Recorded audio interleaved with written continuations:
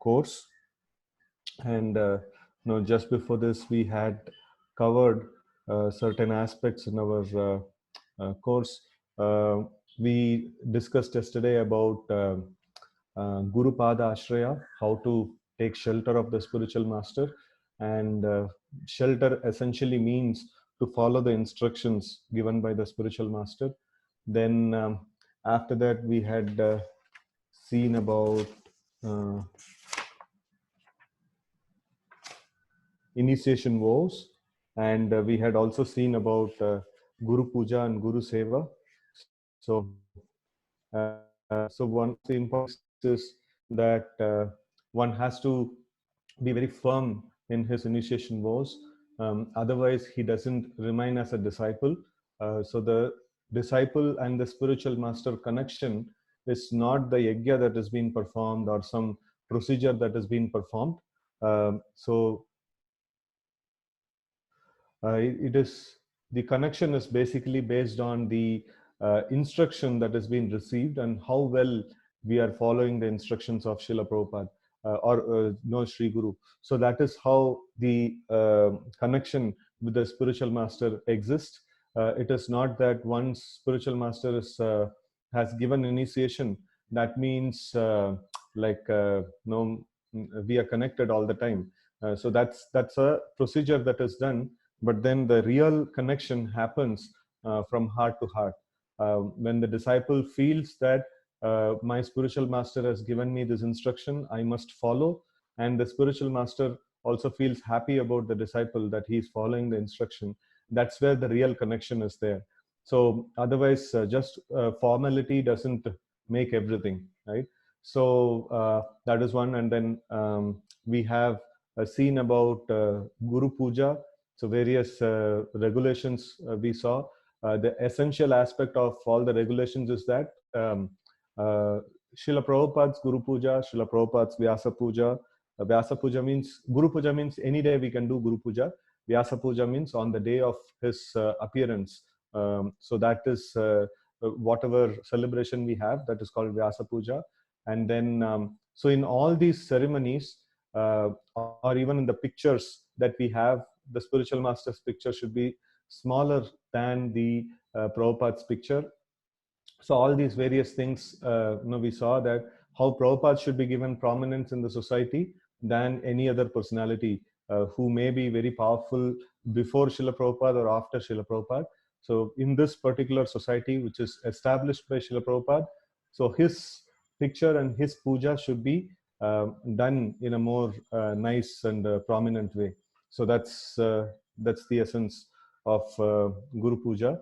And then Guru Seva, we saw that how the spiritual master wants us to do book distribution, wants us to study the books, wants us to chant, wants us to practice Krishna consciousness in a nice way.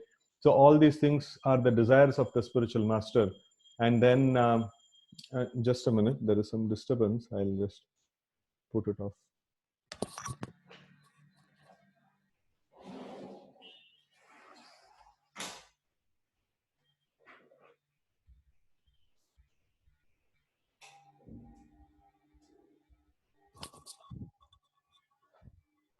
Okay. So the spiritual master wants us to serve ISKCON, wants us to help in the missionary activities, wants us to do book distribution, wants us to progress nicely in our devotional life. And ISKCON is a society which is established so that people can progress in their spiritual life, people can accept nice sadhus as their spiritual master and then progress in spiritual life. They can chant nicely and propagate the literatures of Srila Prabhupada. So if we see the parallels, both of them are same. So it's almost the same, like whatever the spiritual master wants, like as a disciple to the spiritual master, what we are supposed to do, and as a member of ISKCON, what we are supposed to do. These both are not two different things. No, they are the same thing. Sometimes there may be some conflict between these two things. No, it is only conflict between two right things that is supposed to be performed. So for example, we discussed spiritual master wants us to do book distribution, but then the ISKCON authorities wants us to assist in some other service at that point in time. So then rather than like handling it immaturely, we have to maturely see. Maturity means what? No, my spiritual master, whatever instruction he has given, so he has done it for my welfare. And then whatever the institution or the authorities want from me, so they are also not fanatically asking some things. So both of them are working for, ultimately Srila Prabhupada's mission. So rather than complicating the thing, I should try to get engaged in a dialogue which is kind of mature, and in a balanced way. We should try to see that both the obligations are met, and if that is not possible, then we can discuss or make both the conflicting personalities discuss with them, so all the conflict will be resolved. So because everyone is trying to work for the mission of Srila Prabhupada, right? So always by taking shelter of senior devotees and having a mature discussion, we can solve many problems. So many problems are not solved only because there is no mature discussion that's happening, right? So we should try to solve things in that way, right? And then here we see today's session is Guru Vapu Seva and Vani Seva. So this is a very important important lesson that we are getting into, right?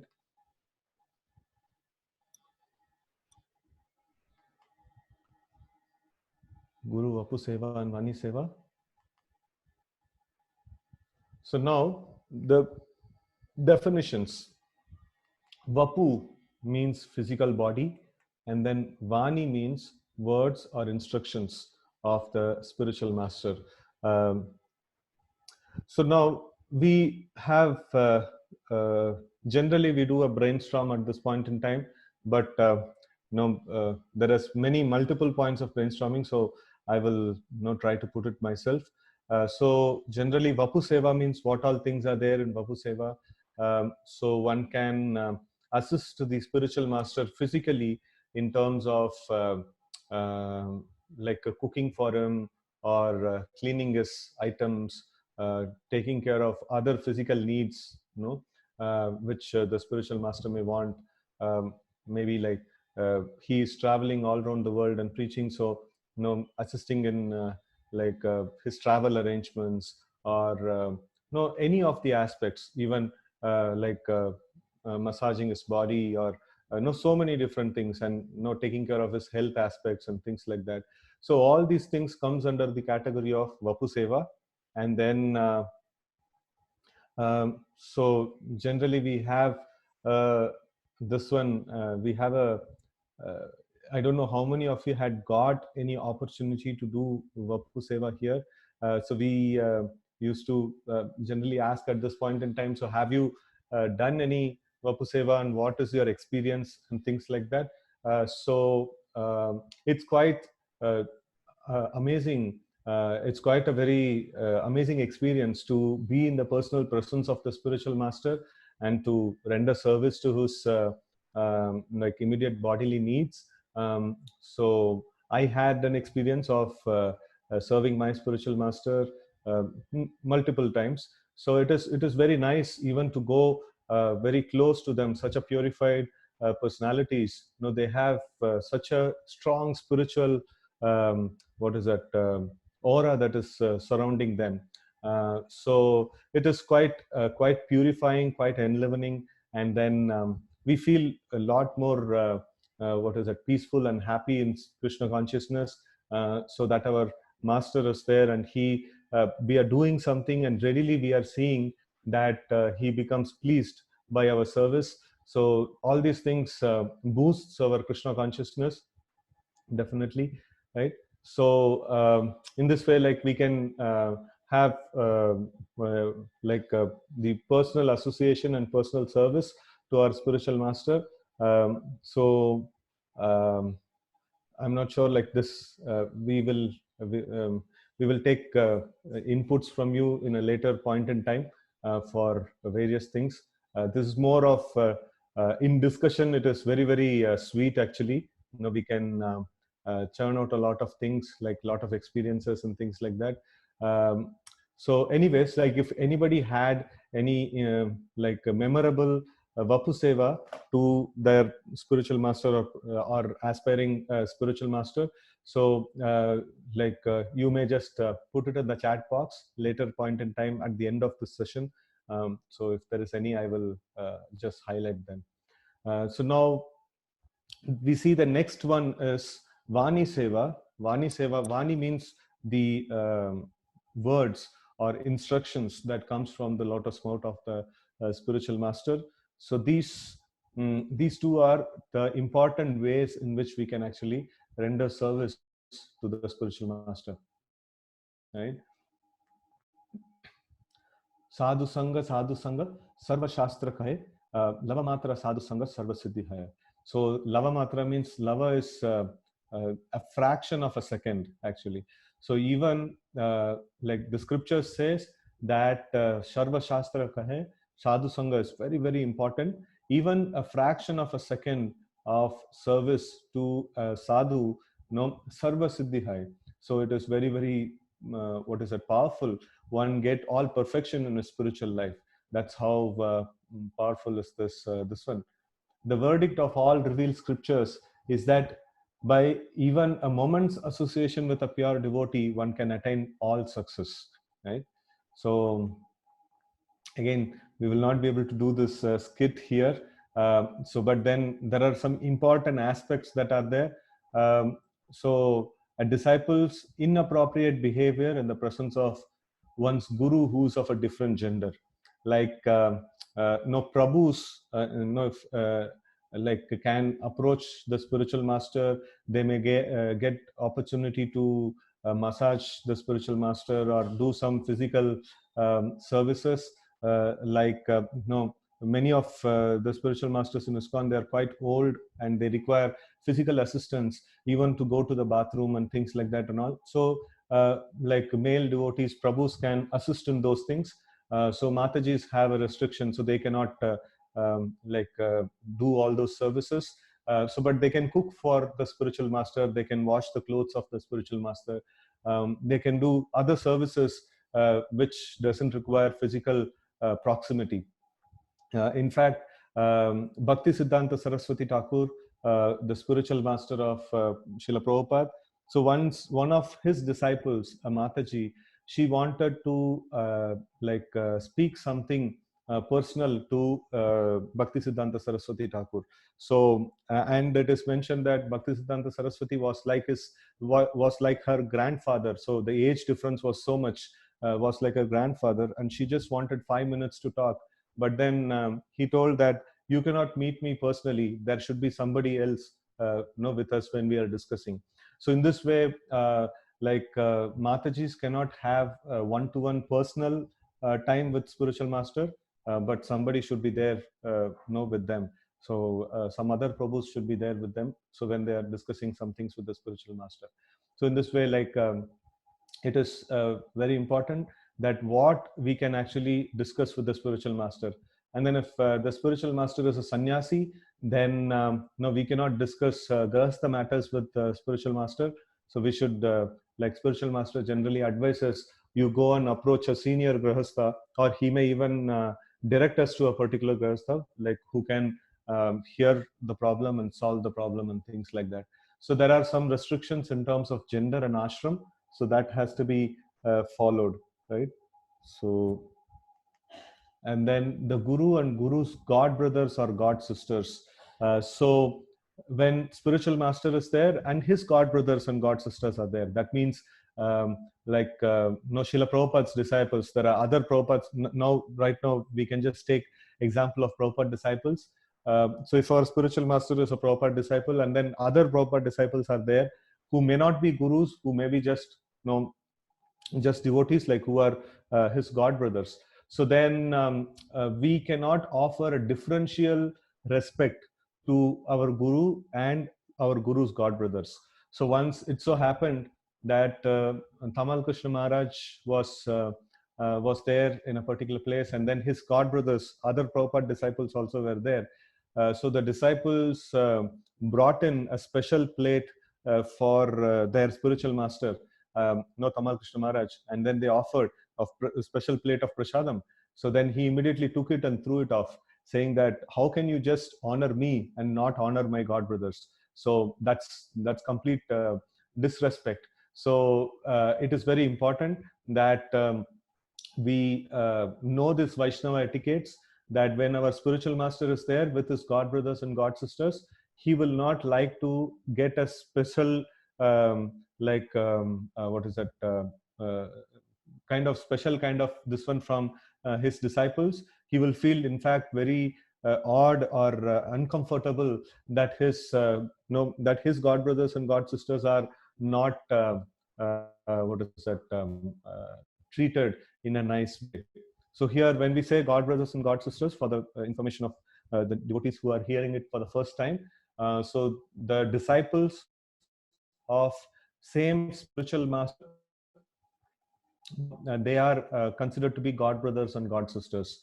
So they have got same guru, no gurus like father, and then they have got same guru. So with the reference to guru, so they are god brothers and god sisters. This is nothing to do with our like relationship on the bodily level. That is, husband and wife may have same spiritual master. So that in that way, they spiritually they are called as god brothers and god sisters, but then like for the family life is concerned, they are still husband and wife. So that's a different kind of a relationship, right? So that has to be understood. uh, so one devotee has messaged Ganesh Prabhu and Rakhi Mataji. So he and his wife got the opportunity to wash the lotus feet of their spiritual master 2 years ago. Kindly you can also mention, Prabhu, like how was your experience? How was you feeling? How were you feeling during that time? So you can just message that. I will read out for the benefit of others. So it's about how do you felt doing this personal service to your spiritual master. So yeah, so this in the presence of spiritual masters, god brothers and god sisters, we have to be careful in respecting them in a proper way. And then both one's diksha guru and siksha guru, so we should follow the Diksha Guru. So when Diksha Guru and Siksha Guru both are present, and also like we should respect them appropriately. We at least in the this one we see that like all these spiritual masters, we actually put it on the same level. And here Siksha Gurus means, as I mentioned, it is quite elevated Siksha Gurus, like what we saw in the case of our Guru Parampara, like Bhaktivinoda Thakur. So he accepted Jagannath Das Babaji Maharaj as Siksha Guru. So no, in the of putting him, it's a very special position, not the ordinary mentors and people who are guiding us in small way and things like that. So it is something whenever this term Siksha Guru comes in terms of offering such high respects and things like that, it talks about something very high. So liberated personalities are people who are much higher in the spiritual platform, right? So when we are there, like both together are there in we are able to meet them together. So then we should respect them appropriately, and then as we had mentioned before, we have such Siksha Gurus who we treat almost equal to our Diksha Guru. So that means we also have permission from the Diksha Guru to accept such level of Siksha Gurus. Without that, we cannot accept such Siksha Gurus. So it is not a conflict that no, Diksha Guru doesn't know who is this person, and then you are giving some respect to him. He will definitely know that you are also respecting this personality very much. In the traditional this one, we saw we can see that the three very powerful acharyas of our parampara, the Srinivasacharya, Narottam Das Thakur, and Shamananda Pandit. All three of them had different Diksha Gurus, but then all of them were sent to Jiva Goswami to study under him. And in this way, they were authorized by Diksha Guru to go and take Siksha from Jiva Goswami. And then all of them were very nicely taking instructions from him. So it is like almost equivalent to Diksha Guru. So that's a completely different thing. So right now, in the ISKCON scenario, like mostly we accept such kind of role very rarely. In most of the cases, our Diksha Guru also acts as the Shiksha Guru of this caliber. So we may not like confront this situation so often. So we have to respect them like appropriately and equally, at that point in time. So next is one's guru's family members, if the guru is in the grahastha ashram. So there are many gurus, like we have Kritu Prabhu, who is a spiritual master. He and his wife both travel and preach very extensively. They are Prabhupada's disciples. And we see that the spiritual master's wife is called as Guru Mata, or she's considered to be the mother, as Guru is considered to be like father. And the guru's families also should not be taken lightly in that sense.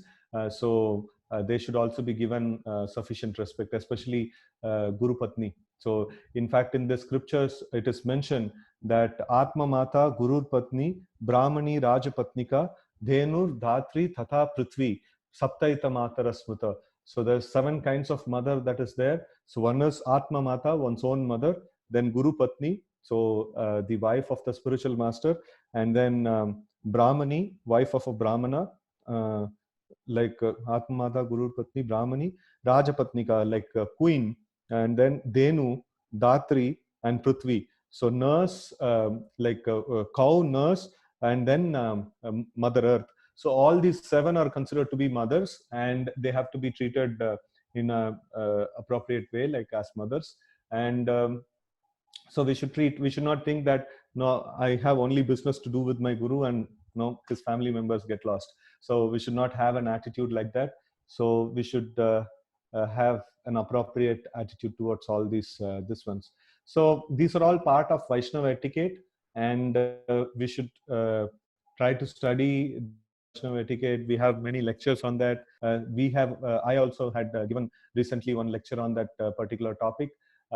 So we should follow these Vaishnava etiquettes, especially regarding to Guru's ashram and our ashram, and like Guru's sannyasi and we are grahastha. So what we can actually reveal to him and what we should not reveal to him, and then Guru's gender and our gender. So if Guru is a male, and then this one disciple is female, so they should know their limitations, and they should behave in that particular way, right? So that's an important thing. So the response is that we felt blissful, very fortunate. So that's a very nice thing. So when we serve the spiritual master and see that he is happy, so we feel very blissful and very fortunate to have got this opportunity. So that one question is there: Bhakti Vriksha leaders are considered to be Siksha Gurus. Yeah, Siksha Gurus of some sort, but not the Siksha Guru which is mentioned here, which is of very high level. It's also depending on the advancement of your leader, and then depending of the position that you give in your heart to that particular person. So it is very, very personal. Actually, it is not something which is put it on. We cannot put a rule saying that only so and so person can be accepted as high and low and things like that. It is depending on the advancement of the devotee, and depending on the position that we want to give in our heart to that particular person. So that's depends on that aspect. Guru Vani means following the instructions or hearing lectures of Guru. Yeah, we will be coming to that in a while.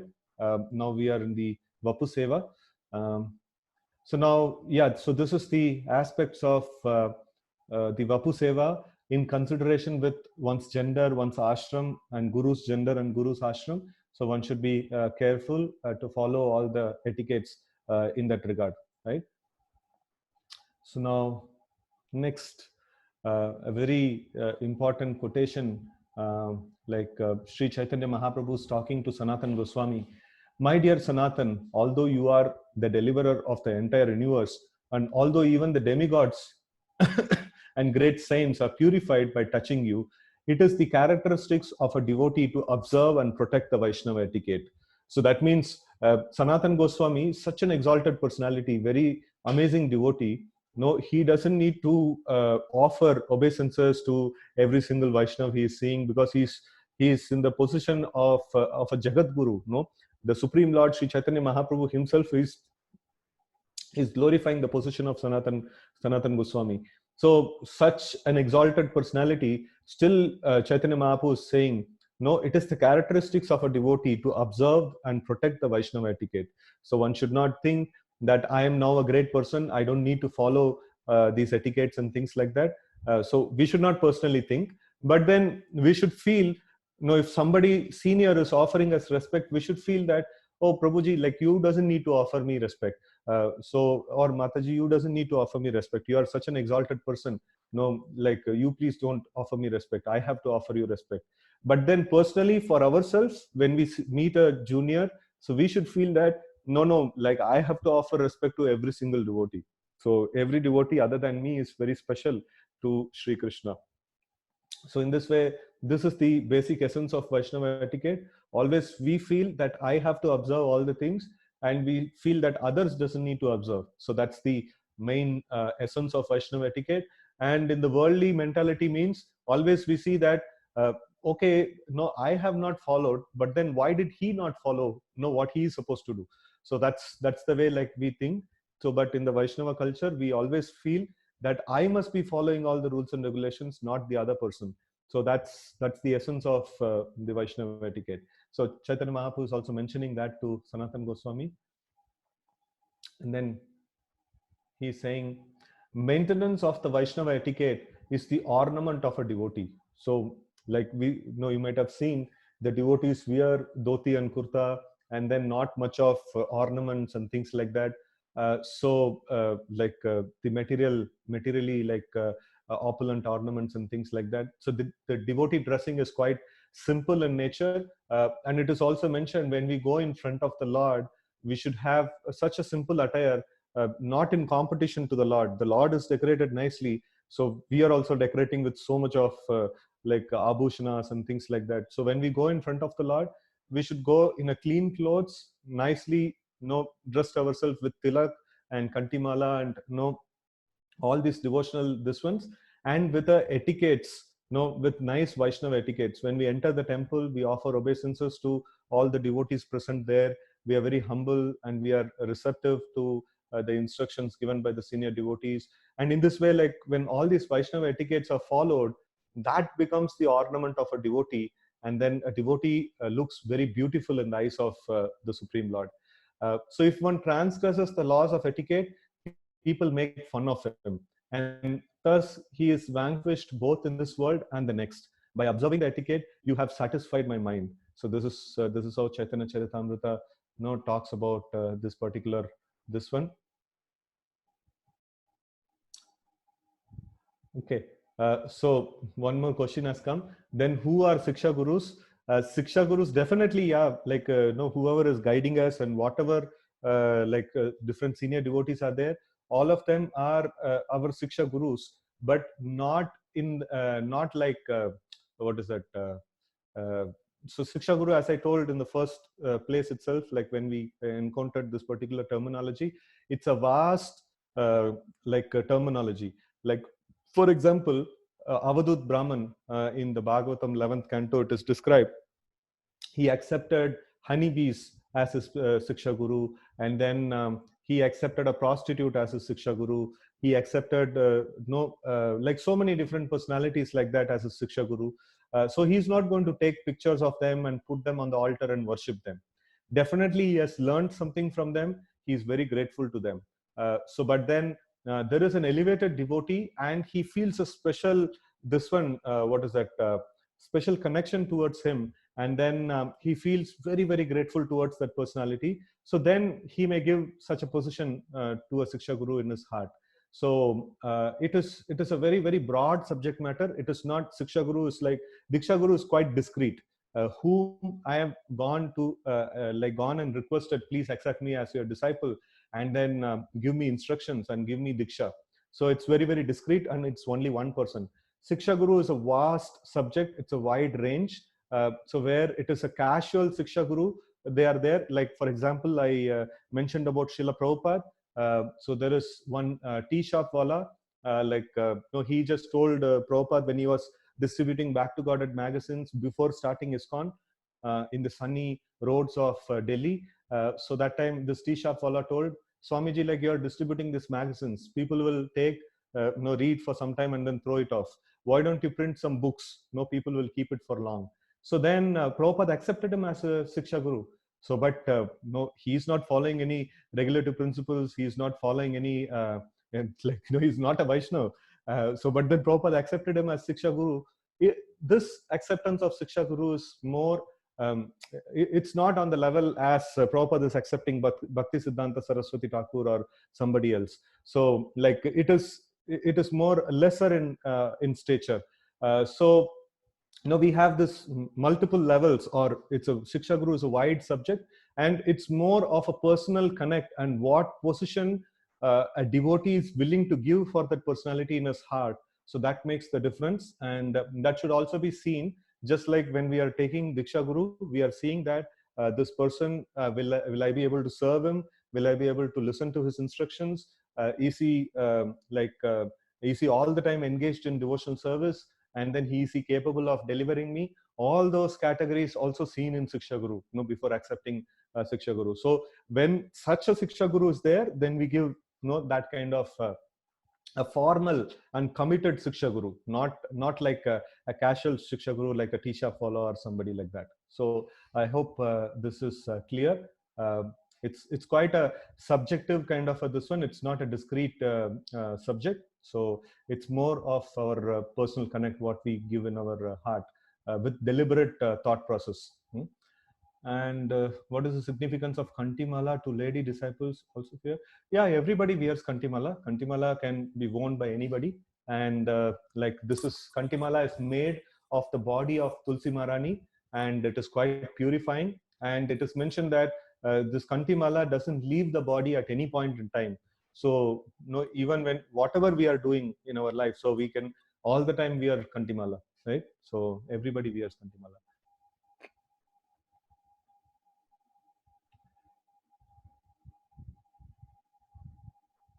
So yeah, so there is a question about level of respect that we offer, to different teachers and Siksha Gurus. Yeah, definitely. We should offer respects to all our teachers. Even a small thing, if we learn from a devotee, it is mentioned that if we have even heard once saying that please chant this Hare Krishna mantra, like that person has did a great service to us. He has given us Krishna consciousness, and he has given us this Golokera Premadan. So this greatest treasure of the spiritual world, giving us the holy name. So we should be eternally indebted to such personality. So we should be we should be always very, very grateful to such personality. So we may not put them on the altar and worship, offer arti every single day and offer Sri Guru Charana Padma and things like that. The respect may vary from feeling gratefulness in the heart and physically offering obeisances, and going to the level of doing personal service to them, and going to the level of doing anything and everything that person says without even what is it an iota of doubt. So like that, various positions that we can give in our heart. So the basic minimum position that we can give in our heart is that we should feel grateful to that personality, and we should render some service to that personality. So like, we should offer respects to that personality. So that's the basic minimum that we can give. And the maximum that we can give is going to the level of putting him in the altar, and then offering him daily worship, and praying to him. So like, that's the spectrum of this one respect that we can give. And there is also a wide spectrum of Siksha Gurus that we have. So who is who, that you have to give the position in your heart.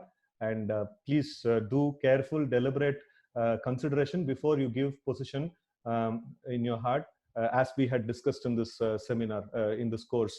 That's the whole point of discussing whole thing. So we saw about qualifications of spiritual master. We saw about like advancement and various things like we had discussed last. So all those things have to be applied for giving a special position in our heart, right? What is difference between shelter and initiation? Shelter, as we had discussed, that shelter is a time of examination. Both the spiritual master and the disciple are seeing that, will I be able to follow, it's a period of testing, no, the spiritual master and the disciple. So the spiritual master tests the disciple, and then if the disciple is not ready, he may say, okay, you wait, and then you take initiation after some time. And the disciple also is seeing that, practically seeing if he will be able to follow his instructions very properly. If he has any doubt, then he also takes a call, yes, I should wait for some time and then take the initiation. So that's a preparatory period or examination period. The shelter is.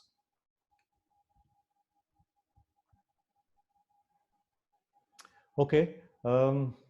We will take the questions little later. So we had gone for something, and then a stream of questions is coming. So this is the last question I'm taking at this point in time. After that, we will not take any more questions now. We pray to Guru. Is it because Krishna likes it, and as a matter of extreme respect to Shastras and Krishna, as both Krishna and Shastras give such importance to them, as well as matter of great gratitude? So it is not just a procedure. Um this pure devotees of the Lord, they carry Krishna within their heart.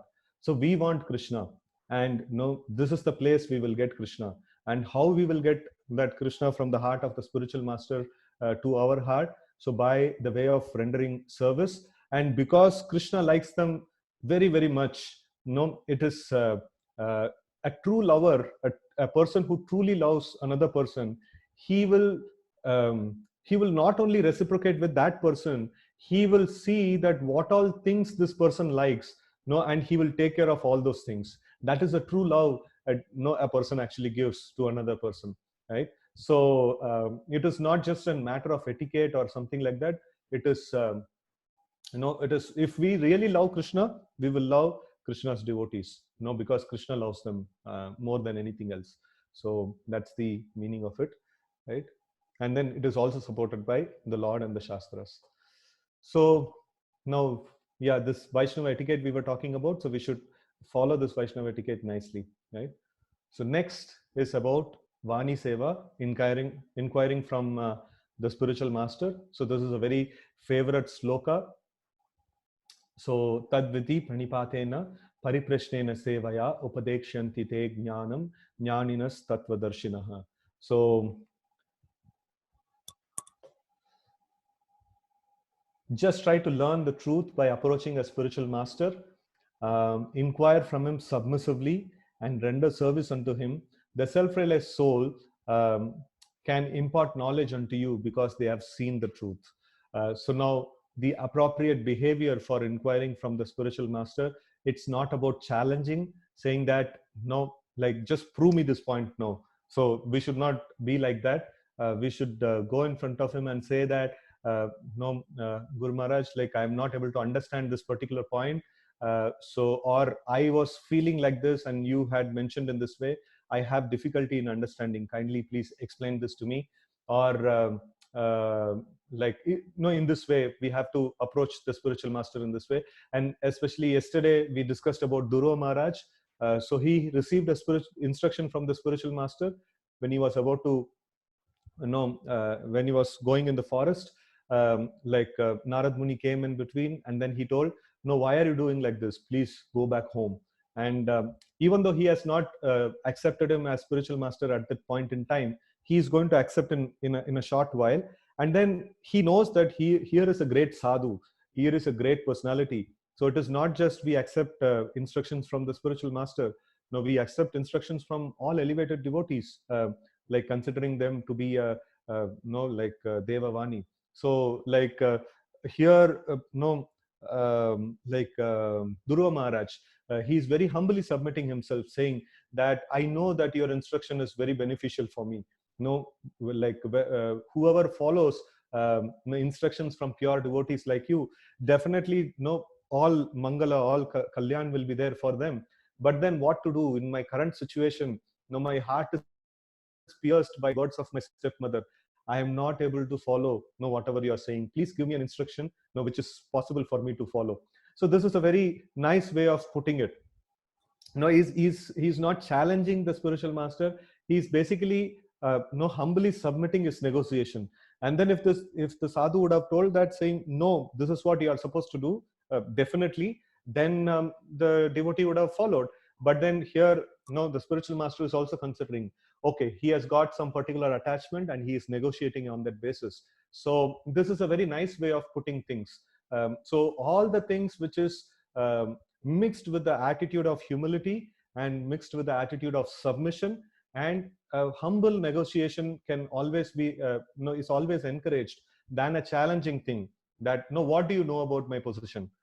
So like, I'm going through something, I only know about that.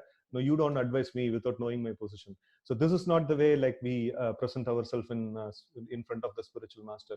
So humble submission and then service, so rendering service unto him.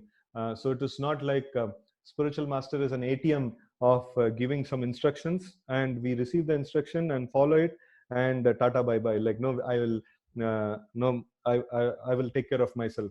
So no, we should also try to render service to the spiritual master, right?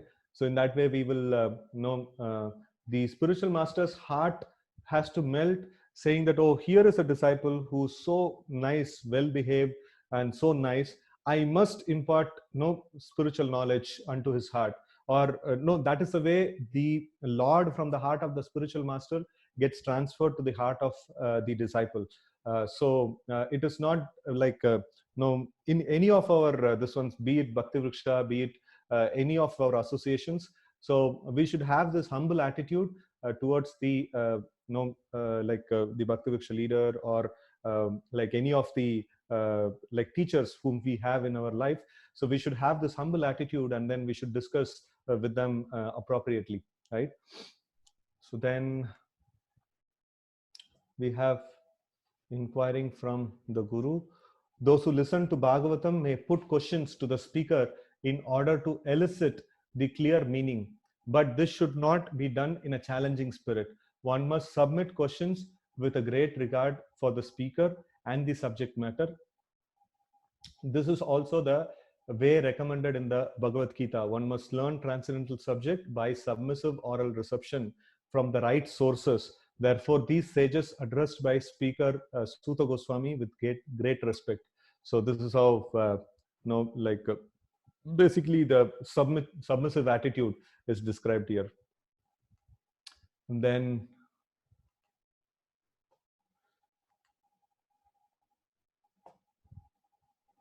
inquiring from Guru, one must be jignasu, very much inquisitive to learn from the bona fide spiritual master. The inquiries one makes should strictly pertain to transcendental science. Jignasu shreya uttamam. The words uttamam refers to that which is above material knowledge. So we should, the inquiries must be very spiritual in nature. So one may also approach one's spiritual master or immediate authorities for if they are stuck in some serious material problem and that is affecting their spiritual life. That guidance may also be taken, but then we should not just go and discuss prajalpa, saying what will be the market situation after coronavirus, or what will be this, what will be that, and stuff like that. So these things are material in nature. So if it is seriously going to affect our spiritual life, then it may be discussed with our with our authorities and with a Bhakti Vriksha leader or some senior devotees, or even with the spiritual master. So, but then it is not that we make it a point that we discuss only the prajalpa activities. No, we should discuss jignashur shreya uttamam. So it should be tama, like uttama means like the best of the topmost, or another way it is mentioned as beyond the ignorance, beyond the material perspective. So we should inquire about spiritual subject matters. So in this way, like we should inquire about spiritual subjects and not material subjects, discuss appropriate issues and seek advice. And tama means the darkness of the material world, and ut means transcendental. Generally, people are very interested in inquiring about mundane subject matters, but when one has lost such interest and is simply interested in transcendental subject matters, he is quite fit for being initiated. The Vedanta Sutra starts by saying atato brahma jignasa. So when we are completely what is that when we understand that spiritual growth is what is going to give me satisfaction, it is what is my real business, then we go and take initiation, how to progress or how to walk on the spiritual path. So that requires guidance, so we go and take initiation at that point in time. So if we are still thinking that maybe this material world is good enough, if I adjust some things in this material world, maybe I will get satisfaction at some point. So I have not done all the permutation and combinations of this material world right. I want to still try. So then such devotees are not expected to go for initiation. So they, if a person is thinking that yes, spiritual life is what is going to give me satisfaction and that is the main purpose of my life, then he can go to a spiritual master. He will show how to walk on the spiritual path. So if he doesn't have that, then he will end up going to the spiritual master and asking, see, I have still not juggled around this material world fully. Can you give me some more options how I can juggle around in this material world? So then that is not a very good that is not a very good way to go and approach the spiritual master. So we should see that we have determined that spiritual life is the goal of my life. We may not have been completely spiritual, but at least intellectually we have come to a conclusion that spiritual life is what is very important for me. So then such a person goes for initiation, so others should not, right? So okay, so we will proceed further a little bit. Importance of Vani Seva. Before we enter into this, there is this aspect of what is more important, Vani Seva or Vapu Seva. Uh, Generally we ask a question in the class about this. Vani Seva is more important than Vapu Seva. Why? Because Vani Seva can be with us all the time. So we may not be there in the presence of spiritual master all the time, but spiritual masters Vani, spiritual masters books, spiritual masters recorded lectures, thanks to the modern like technology and things like that. So now we have this one. In the past, people were Shrutidars, so they don't need this technology. So once heard, so they will very clearly, the words of the spiritual master reverberate in their heart. So they didn't require any like electronic devices. But because as Bhagavatam says, Manda Sumanda Matayo Manda Bhagya Hi Upadata, so we have all our senses have become dull. So internal whatever internal capacities were there in the past with the people, now it is substituted with external devices. No, we should not think that we are advanced. No, when we say thanks to the modern advancement. So thanks to the modern advancement, because we have become dull, and what we are supposed to have internally is substituted in the way of devices. So like we have the recorded Vani of the spiritual master, and we have the books of the spiritual master. So that makes it helpful for us to actually meditate on the Vani of spiritual master. We can repeatedly hear them and understand them, implement in our life. Not just hearing, putting it into practice completes the Vani Seva. It is not just simply hearing. Simply hearing also is beneficial, but then we should also be interested in putting it into practice, so that completes the Vani Seva fully, right? So Vapu Seva, that means when the spiritual master is there, no, we will not say that, okay, fine, no, I'm just hearing the spiritual master's Vani in my recorded device, or physically or whatever it is. So I don't need to care for his Vapu. So that is not the case. So if there is an opportunity to do Vapu Seva, definitely a devotee is very, very eager to do Vapu Seva. So why then Vani Seva is considered to be more better? Because of the availability of this service. So Vapu Seva is available only at certain times. How many times, how many people can cook for the spiritual master? anyways, the sadhus eat very, very less. And how many people can cook for him? And how many people can wash his clothes? No, he has only 2 pairs of clothes.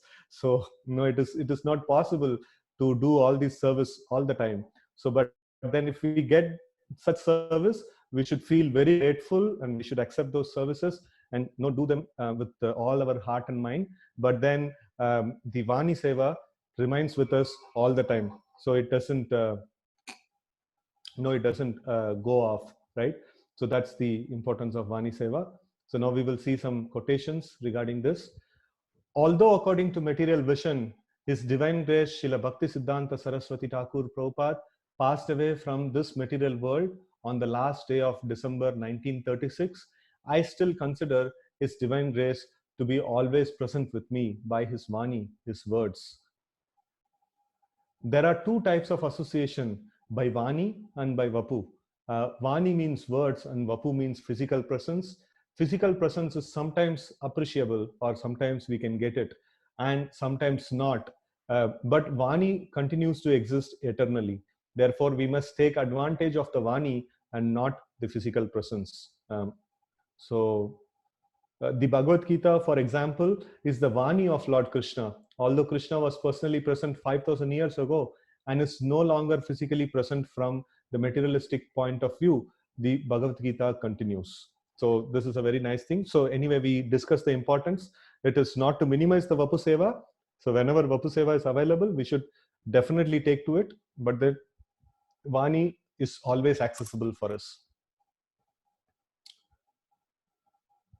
So far, personal association with the Guru is concerned, I was only with my Guru Maharaj 4 or 5 times, but I have never felt I have never left his association, not even for a moment, because I'm following his instructions. I have never I have never felt any separation. There are some of my god brothers here in India who had constant personal association with Guru Maharaj, but who are neglecting his orders. This is just like the bug who's sitting on the lap of the king. He may be very puffed up by his position, but all he can succeed in doing is biting the king. Personal association is not so important as association through service. So this is a very nice aspect Prabhupada is bringing in. So sometimes some devotees go to Prabhupada and they said that, Prabhupada, I just simply want to remain at your lotus feet. And Prabhupada said that, no, it is not possible. My feet keeps traveling all over the world. No, it is not possible for you to remain at my lotus feet. Please go and do something tangible for me. I have expressed my desires. I have expressed what service I want from you. Please go and do the service. And like if there is any personal need, I will definitely ask from you. So that's the mood in which Prabhupada is actually speaking this particular thing. It's not that physical association is not so important, means it is when there is a need, so we have to definitely do it. There is one instance when Prabhupada was quite old at that point in time, and then he was weak. So he was climbing the stairs, and then suddenly he slipped. His this one, his leg got slipped a little bit, and then he was about to fall back. And the disciples who were there behind, so they caught Prabhupada, and then they just as we generally say that please take care, Prabhupada. So then Prabhupada responded saying that, I am here to take care of your spiritual life, and you are here to take care of my material life, or my body. So so in this way Prabhupada actually responded. So it is a disciple's duty to take diligent care of the physical body of the spiritual master, and then also to follow the instructions of Srila Prabhupada, or the spiritual master in general. So we have to follow their instructions. That's very important. And then, so this is the final quote of this lesson. Please be happy in separation. I am separated from my Guru Maharaj since 1936, but I am always with him so long I work according to his direction. So we should all work together for satisfying Lord Krishna, and in that way, the feeling of separation will transform into transcendental bliss. So this is amazing icing on the cake Prabhupada is giving. Methods like we discussed about what all different ways Vapu Seva can be done, and in regard to gender, in regard to ashram, so and what are all different Vapu Sevas. Briefly we had a discussion about it, and then we discussed about various Vaishnava etiquettes, and then we discussed about the Vani Seva, proper attitude of hearing from the spiritual master, and then importance of this Vani Seva, over the Vapu Seva. So all these different aspects we had discussed here. So now it's 11 o'clock, 12:30. So we have some time. If somebody has any questions, they can put here, by the time I change my slide.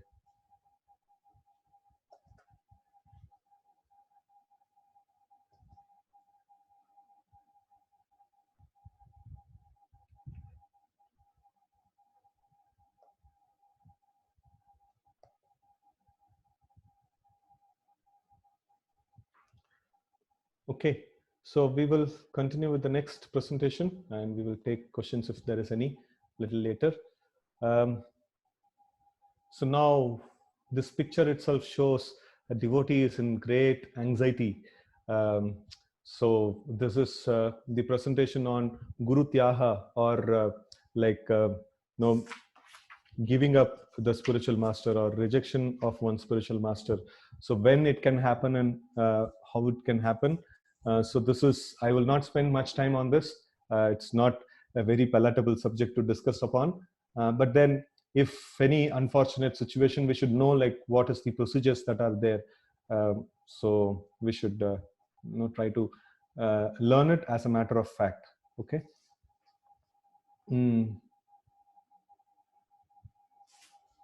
Okay, so now, according to scriptural codes, a teacher who engages in an abominable action and has lost his sense of discrimination is fit to be abandoned.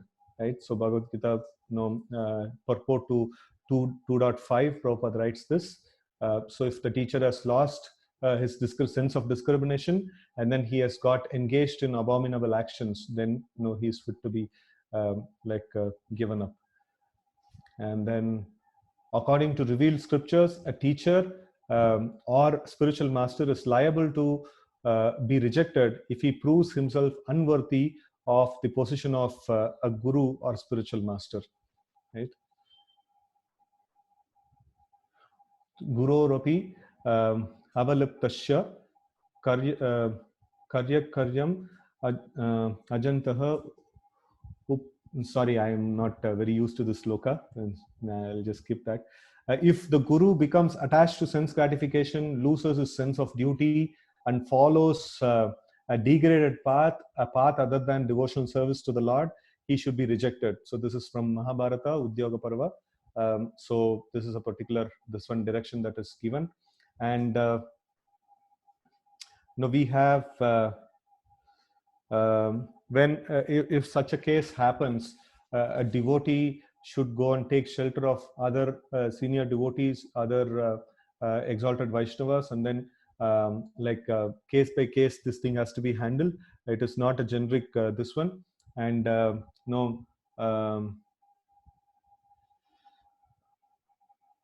so he should discuss with the senior devotees, and then he should try to take advice of what is the further procedures. And then the ISKCON also will help the devotees to sail this difficult times, in case of such unfortunate things happen, right?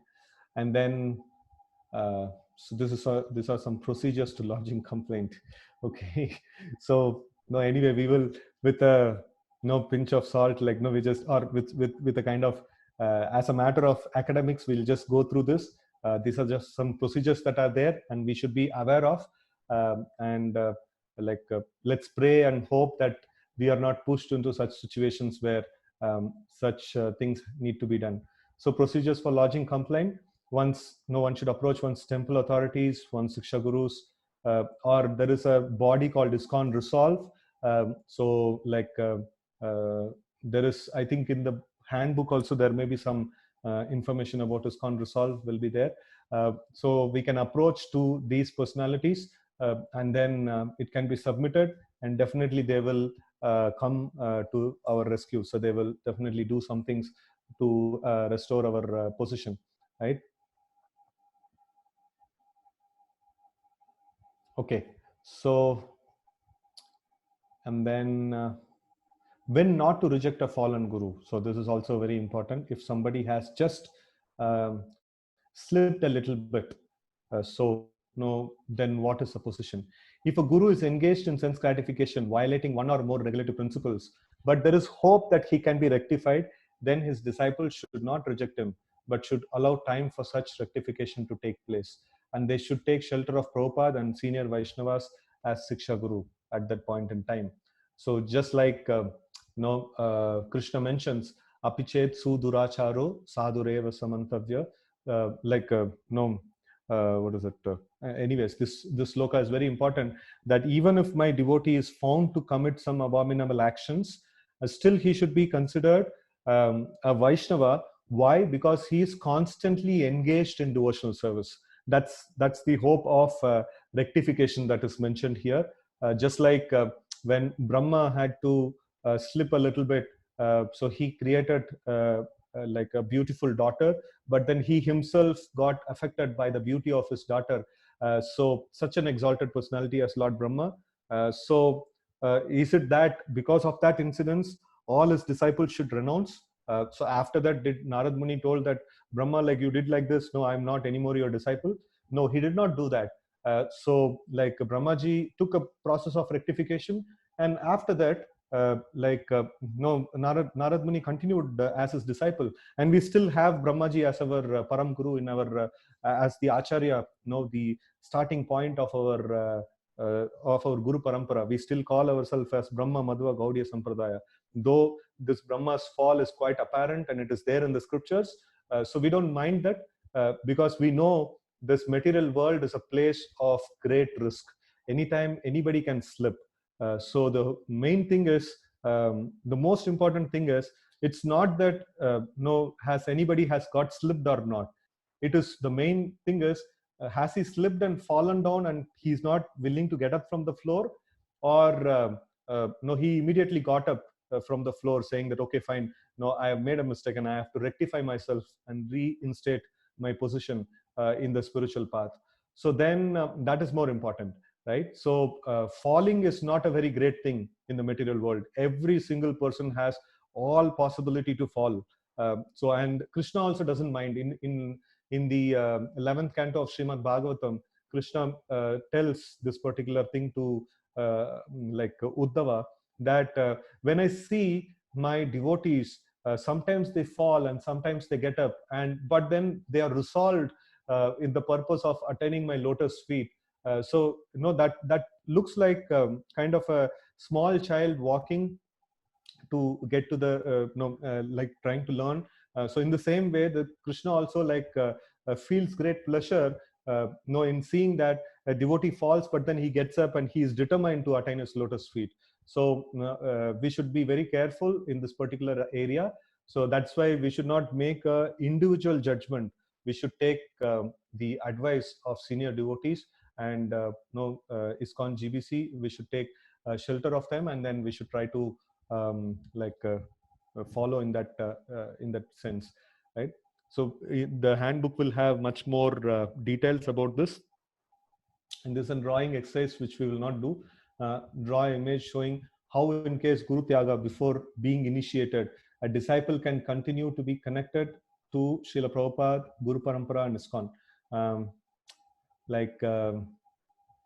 So this is if in case if spiritual master has left the path of Krishna consciousness, how he can again be connected to Guru Parampara, and he can feel sheltered under Srila Prabhupada and other Shiksha Gurus in ISKCON, and then he may take another initiation also if he requires.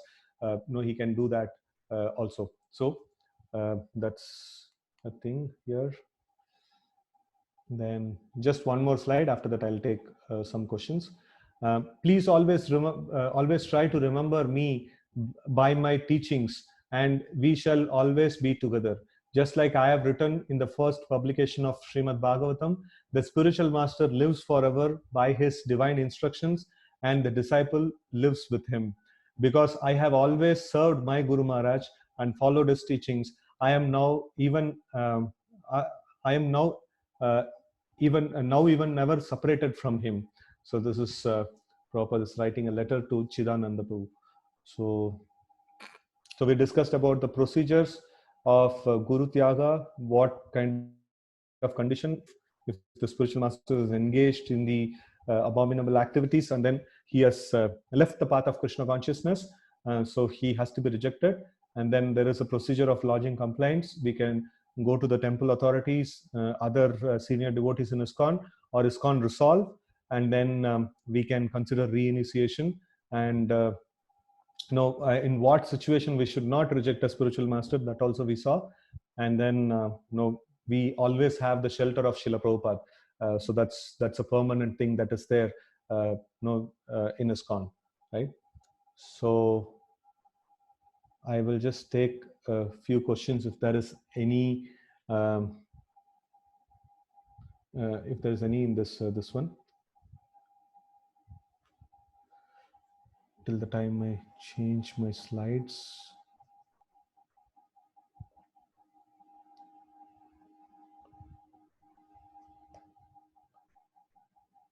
Okay, so the Brahma that is mentioned, is it Brahma of our universe or some other?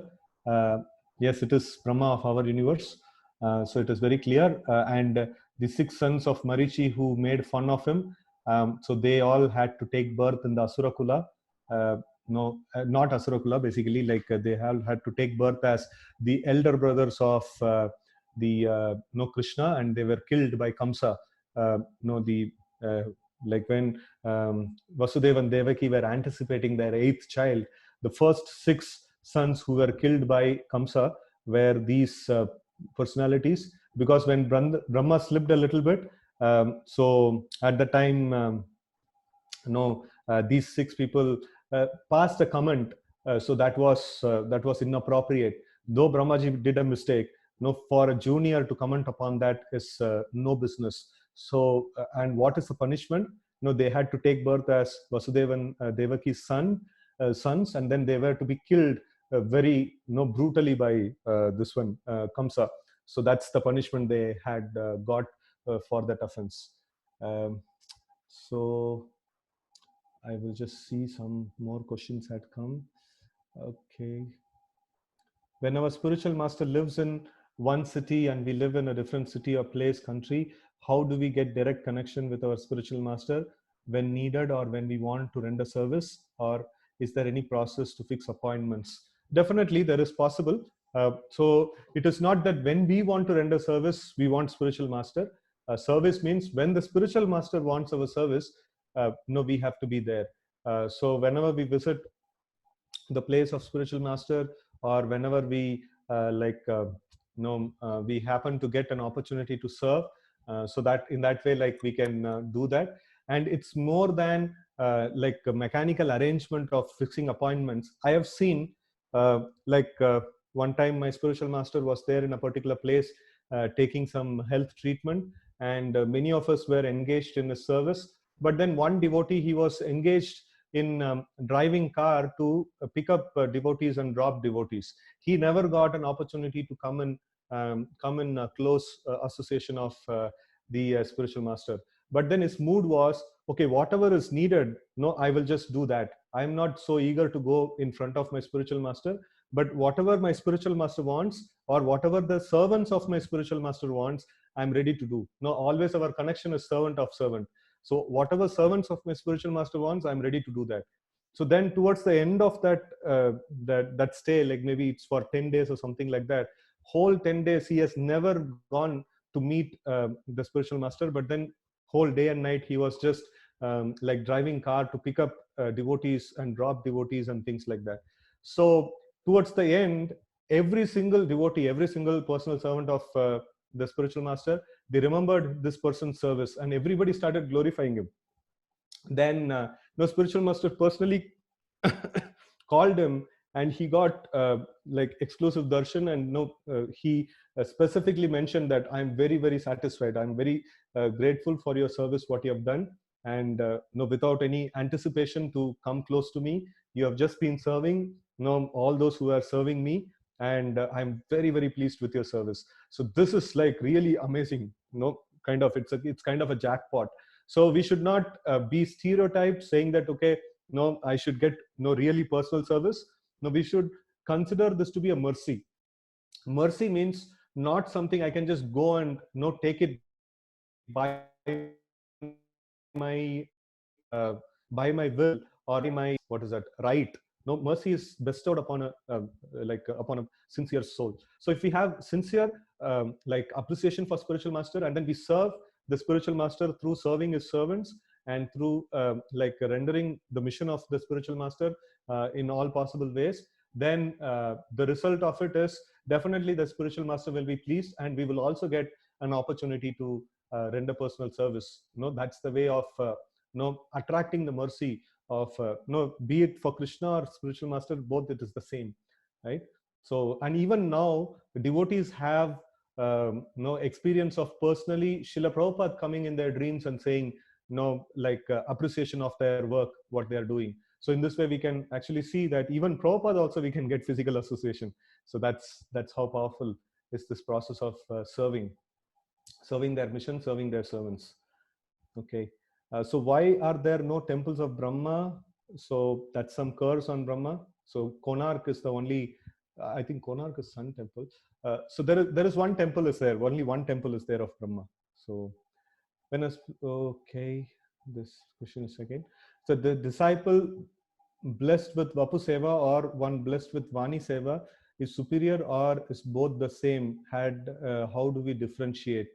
So that just now I was telling about this particular instance where this devotee was humbly serving the servants of the spiritual master, or even for that sense just serving the Vani of the spiritual master.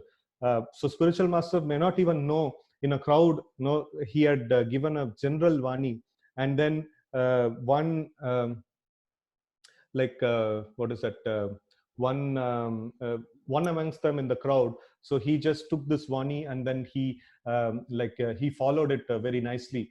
So spiritual master may not even know who has followed in the external sense, but then Krishna as Paramatma, he will communicate. Here is a sincere devotee. Here is a devotee who's communicated, who's rendering such nice service because you had instructed him. So in this way, like we see that the spiritual master will get the communication proper by the medium of Paramatma, Chaitya Guru, and he will make everything connected. And it's more of the sincere attitude that a disciple has towards the spiritual master. So that's very important. So if the attitude is there, it will get communicated, because the Lord is Antaryami, he knows everything. And then ultimately, he is the external manifestation of spiritual master, and he will communicate. So he is the internal manifestation of the spiritual master, and spiritual master is the external manifestation of the Lord. So in this way, like it will be communicated. Okay, so Brahma's temple is there in Pushkar, Rajasthan. So some devotees had responded. So TK. Okay, so we will continue with this next lesson, and then we will see if there is any questions at the end of this lesson. So this is, we are coming to last two very important lessons, and this is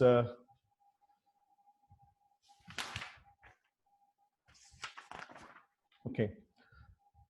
So being this last two lessons are very, very important, and it's going to deal with the cooperation that we will do. All of us will do in as part of this ISKCON family, right? So now we'll see cooperatively fulfilling the relationship and consolidation. Okay, so this is the thing that is there in this unit. And first thing is presenting one spiritual master and relationship within ISKCON and course roundup. And we will see the presenting one spiritual master.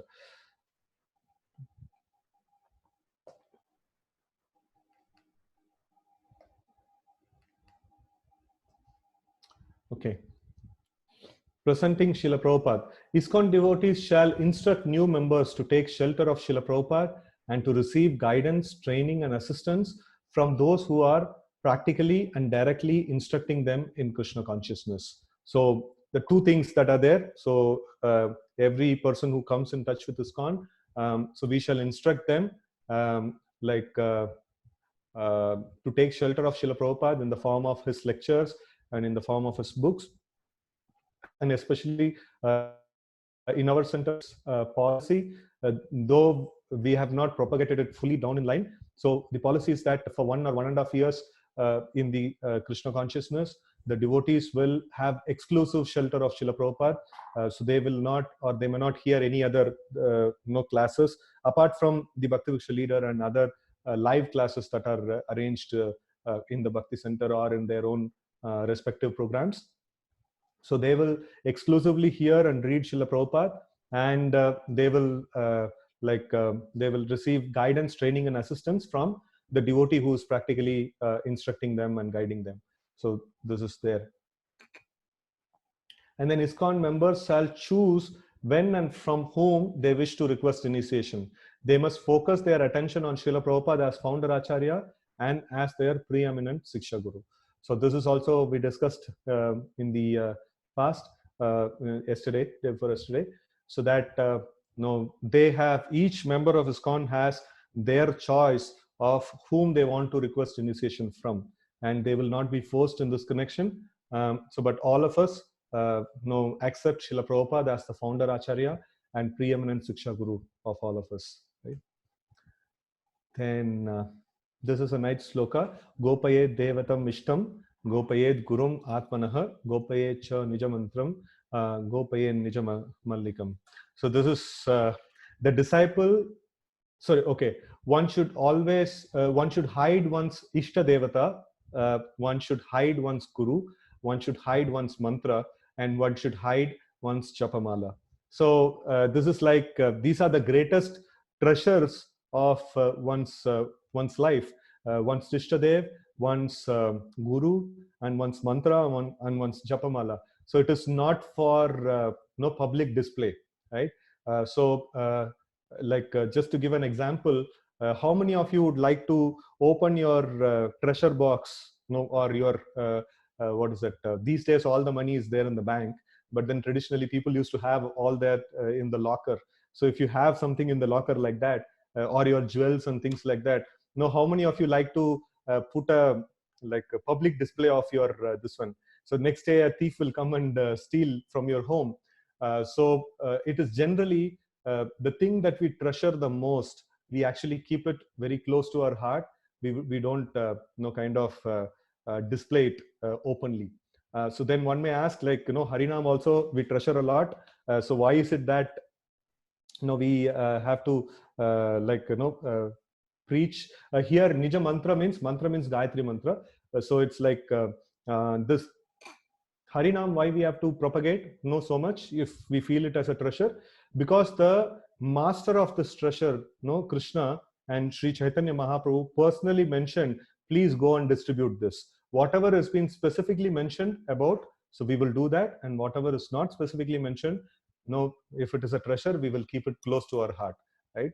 So here we see the disciple always uses the full name of his guru when requested to identify him, yet does not unnecessarily reveal nor promote his identity in normal circumstances. So one will not go and say that, you see, like, I'm disciple of so and so, please give me appropriate respect accordingly. So that's not a very good way. So if he's requested of his identity, one may present his full name and with respectful way, like he will mention it, right? Okay, so we will have a discussion on this. This is saying perform a skit demonstrating some inappropriate ways of presenting ISKCON present gurus. So I would request devotees to just put something on a chat box. Like Ishtadev means one may have a particular deity whom he likes the most. I think for all of us is Giridhari, Gandharvika Giridhari and Sriman Mahaprabhu.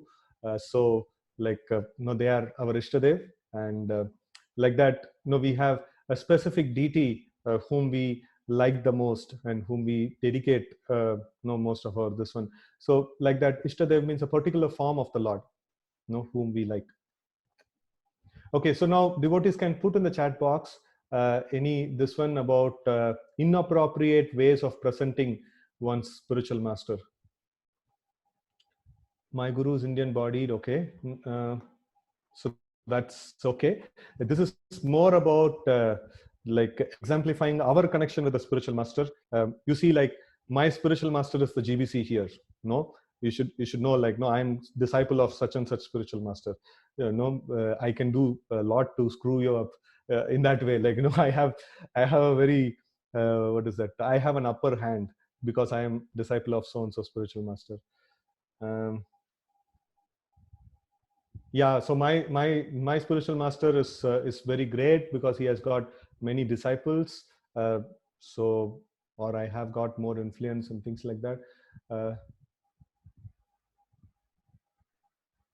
okay, no, this is not about Indian born, foreign born, or even about many disciples. It is about so I am introducing my spiritual master in an unwanted, unnecessary situation.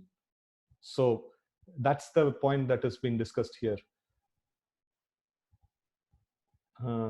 Yeah, so you see, like this temple is no, built by the inspiration of my spiritual master. See, like, no greatness of my spiritual master. So that is inappropriate way of presenting. And then anything else?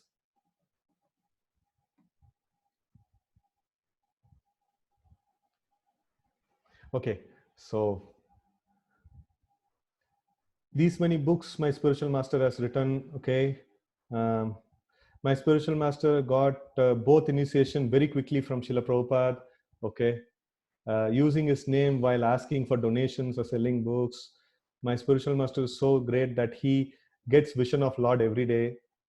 Okay, so he's most popular in all ISKCON gurus. Okay, so all these things are definitely inappropriate. So I'm also looking for a situation in which a practical situation in which that is being used. So if particular thing can be explained without mentioning the name of my spiritual master, so I can do that. But then specifically I am taking the name of my spiritual master just to gain some kind of attraction, or just to gain some kind of a appreciation. See, I am of so very great, or like just to boost my ego. No, basically it's whole thing is about just to boost my ego. So I'm just putting that thing. And then another inappropriate this one is like putting our spiritual master's picture on our japamala badge. So that's not a very that's not an authorized way of presenting my spiritual master.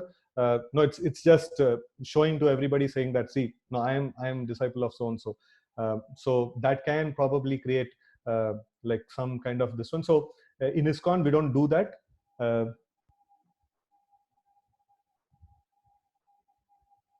okay, so our temple president is disciple of so and so spiritual master. It is easy to get initiation from XYZ spiritual master. Okay, so all these things are no, definitely possible inappropriate usages. So we will also see now various other things.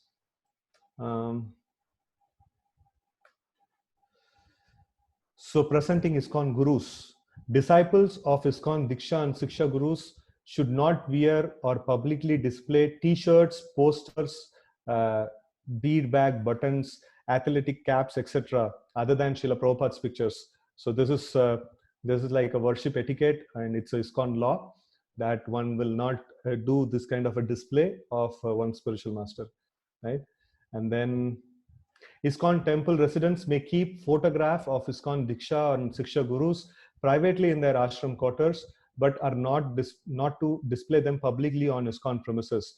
Promoting occasional special preaching events may be an exception. If the spiritual master comes to one's temple, and we make a promotional we make a pamphlet out of it, or we make some communication out of it, so that's not a problem. But then without any reason, I'm just simply presenting my spiritual master. So that's not a proper etiquette in ISKCON. And then websites prominently feature a picture of Srila Prabhupada. That ISKCON centers officials shall be responsible to ensure that any and all website published by the center prominently feature a picture of Srila Prabhupada on the introductory page. This picture should be larger than any other individual's photo, such as the GBC center president or guru. The Srila Prabhupada should be addressed in his formal name and title. His Divine Grace, A.C. Bhaktivedanta Swami Prabhupada, founder Acharya of the International Society for Krishna Consciousness. So Prabhupada was very, very particular about this. So wherever his name is mentioned, he wanted it in the full, his full name, and then his title as the founder Acharya of the International Society for Krishna Consciousness. So even in his manifest presence, he demanded no such a thing should be there. No, that is a very important thing that has to be maintained. So in our official website also, we have a picture of Srila Prabhupada in the front page, and we don't put any other GBC or spiritual masters picture, at least in our websites. So don't advertise, rather follow. Prabhupada is saying it is not enough to repeatedly advertise that one is a devotee of Mahaprabhu by saying, I am Gauras, I am Gauras. Rather, those who follow the practices taught by Mahaprabhu are understood to get the result of being the Lord's follower. Right? So this is by Jagadananda Pandit from Prema Bhagavarta. So this we come to the end of this particular this one. So if there is any questions, devotees can post. We will take them. What is GBC means? GBC means the GBC representative.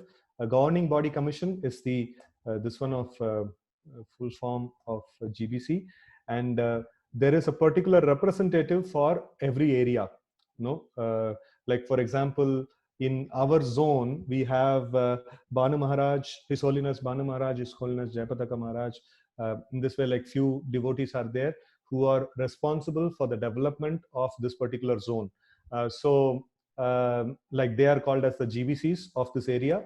And then we have the zonal secretaries, we have temple presidents, and we have like I'm an extension center manager. So like that, different positions are there. So all this is necessary for organize the organization, organize the activities of the organization, and then propagate Krishna consciousness in an organized way. Right? So can we keep Guru Maharaj photo in our WhatsApp profile? Okay, that's a good question. So that's almost like the badges that we wear in our Japamala and things like that. Maybe for temporarily for some time, that's okay. But then we will not do that on a regular, forever. We should not keep like that. And then many disciples put the name of their spiritual master at the end of their names. Is that okay? So many of us, even my email ID says harikshetra.jps karke. So it is there. So that's okay. All ISKCON leaders everywhere, the email IDs contain who's their spiritual master, because there is a name conflict that happens. There is so many Harikshetras are there, like who's this guy, like to identify. So that comes as an initial. So that's okay. In terms of email ID or formal communication to somewhere, but then we will not use it normally in anywhere. Whenever we mention our name, we don't use it all the time. So it's only during emails or some official communications we use them. So where name conflict is doesn't need to be there. And many disciples put the name of their spiritual master. Okay, so that's already came. Okay, that's the same thing. Fine. So we will get to the next lesson here. So it's a nice picture of Prabhupada, nice, relaxing. I hope it is in Vrindavan. I'm not sure where it is. Relationship with ISKCON, like how we have our relationship with ISKCON.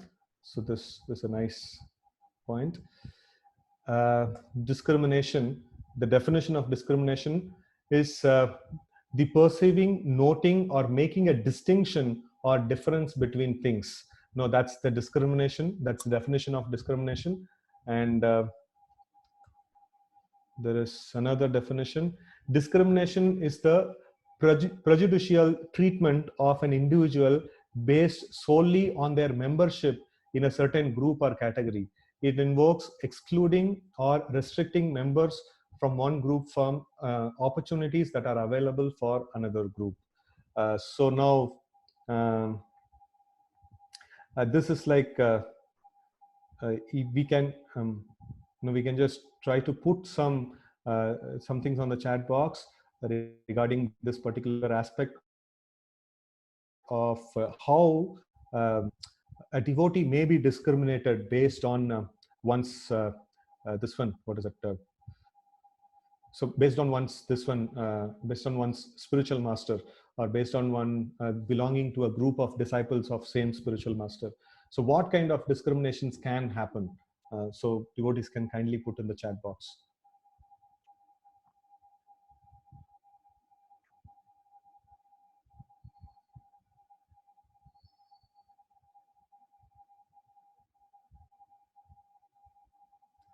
So negative discrimination.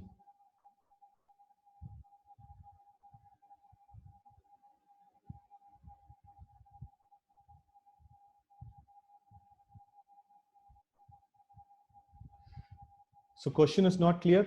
Okay, so if just because you are a disciple of a particular spiritual master, so now I am disciple of another spiritual master. If you come to me, I'm saying that no for that particular thing. But then uh, if um, if one of my god brother comes, then I extend that facility to him. So just because he is my god brother, he belongs to this particular spiritual master's disciple. So I extend my services to him, but then I don't do that to you. So then it becomes a discrimination. So I'm asking something of that sort. Srila Prabhupada may have faced discrimination while propagating Krishna consciousness in a foreign land where people think we are this body. Okay, we are not talking about that discrimination.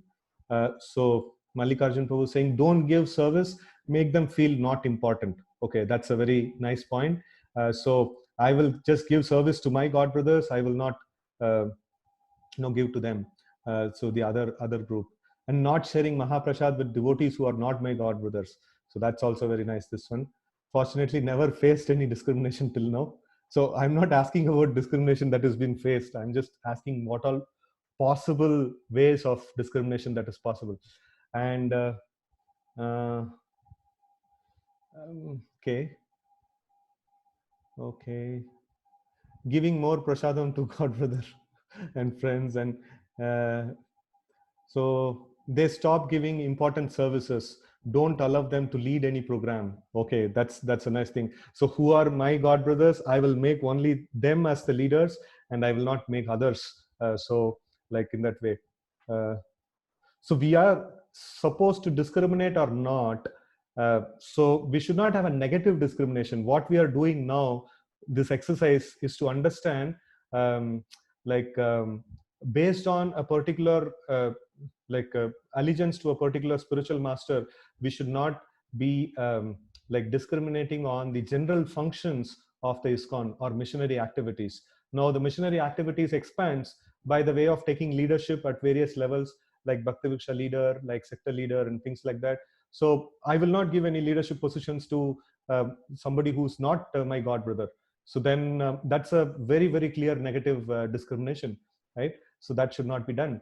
And then something in similar lines, like if there is any privilege that is there, I will not offer it to others. I will offer it to only my god brothers. And in this way, like people, why I should do that? In this way, people will say, okay, in this temple, if I have to get some privilege, then I have to take initiation from so and so spiritual master. That's like pathetic. That's not the way to choose a spiritual master. So we discussed in elaboration, like what is the way of taking initiation from a spiritual master, what all things we have to see. We have to see the spiritual qualities, not the how charismatic he is, how powerful he is, how influential he is, and things like that. Um, not giving recommendation if somebody is aspiring from a different spiritual master. Okay, this is also a nice point. So many people have been harassed like this. Like, if you're taking initiation from my spiritual master, I'll give you a recommendation. Otherwise, I will not give you recommendation. So temple president's what is that recommendation is important to take initiation. So that's a very nice point. How does ISKCON address such discrimination? By the way of organizing courses like this and educating people that don't be petty. We have come to a spiritual organization and we have to be large-hearted. We have to see in the spiritual perspectives, not on the material perspectives, not on the kind of connections and relations and things like that. That's not the way in which we function. We function on the spiritual principles. So by organizing such courses and also making the mature people as leaders at various levels and giving this kind of instructions from time to time, so we make sure that such ISKCON is making sure such discrimination is not there. Even after that, such discrimination is there. Always there is some mature leaders are there. We should not think that some devotees, some immature devotees are doing such negative discrimination. We should not feel bad about entire ISKCON. We should know that ISKCON is like a hospital and everybody comes in like a patient and everybody are getting treated. And in a hospital, if we want a hospital which is not having any deceased person, we will not possibly able to find that. So we are taking care. We are taking treatment ourselves. We are also patients, but senior patients who know a little bit more than the junior patients. And all of us are taking treatment. And one way, by reorienting ourselves on the spiritual values and principles, we keep ourselves pure, and we keep the society also pure, right? So thanks for the question. So not inviting other disciples of my spiritual master Vyasa Puja, for my spiritual master Vyasa Puja.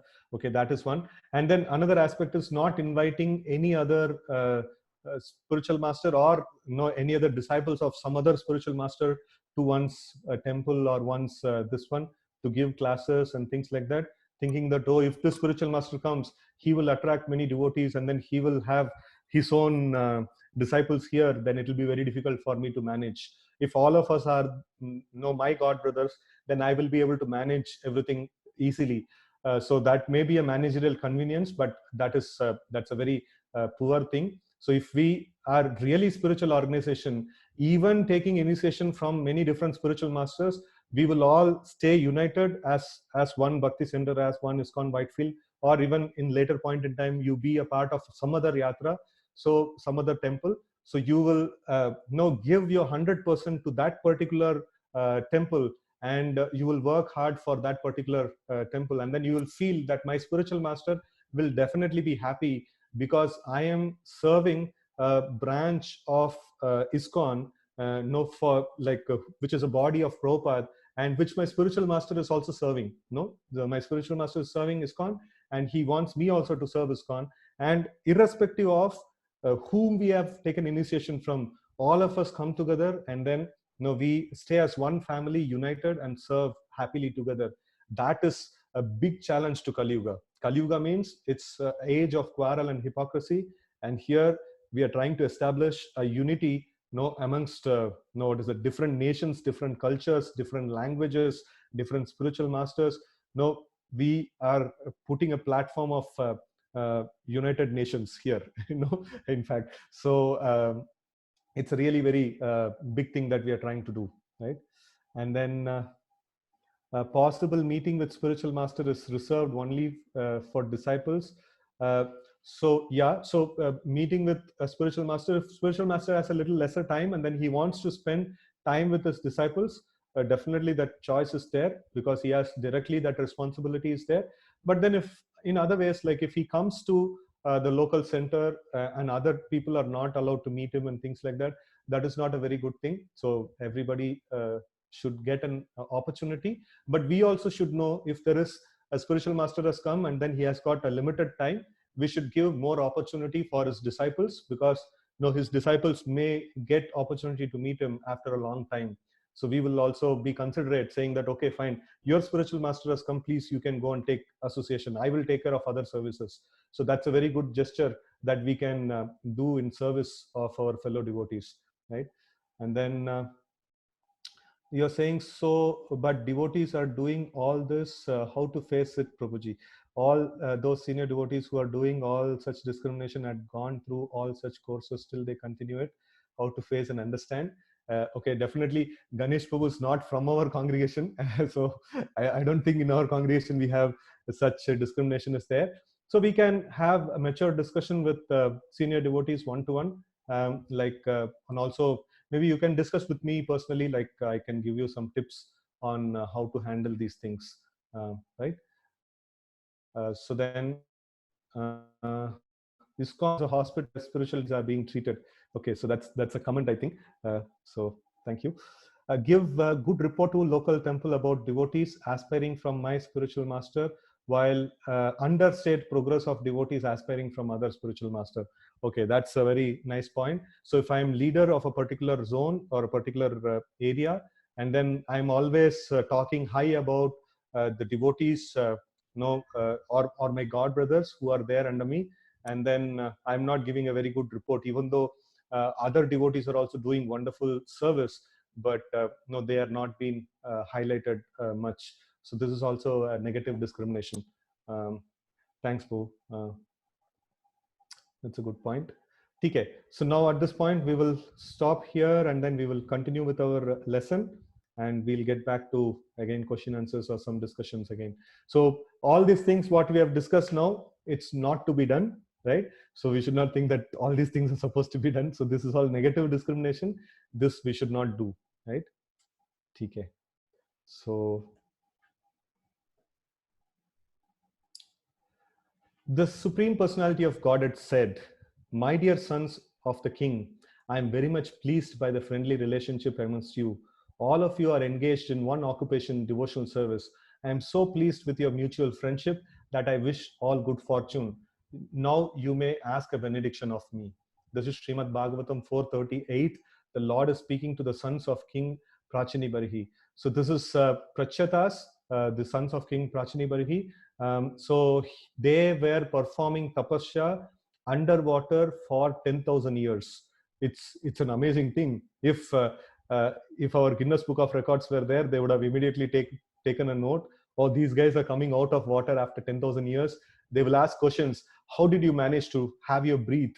How did you manage to control your hunger and stuffs like that? But the Lord is coming here after 10,000 years of tapasya, and he's not appreciating, oh, it's a great feat, you could able to hold your breath underwater for 10,000 years. It is immaterial, it's not even considerate no point for the Lord.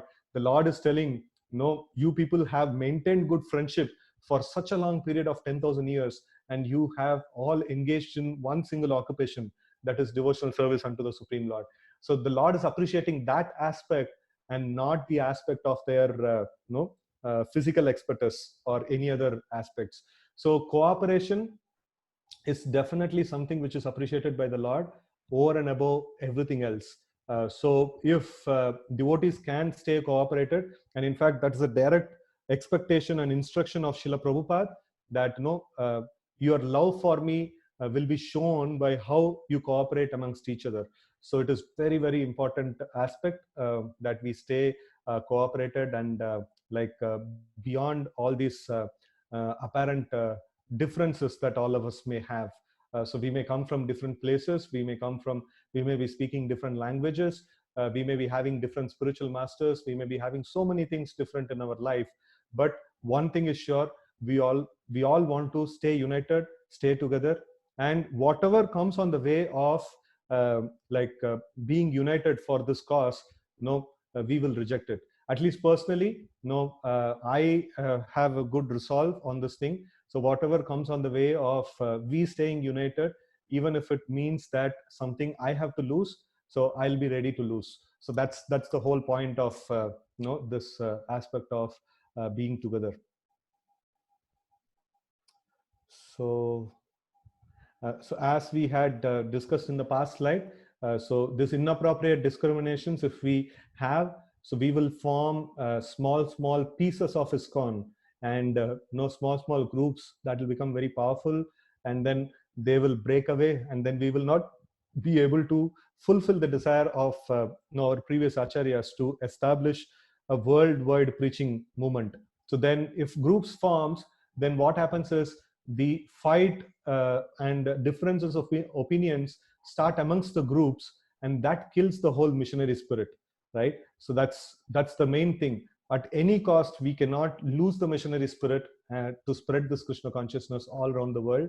And for that sake, we have to stay together, and for also to please Srila Prabhupada, we have to stay together, right?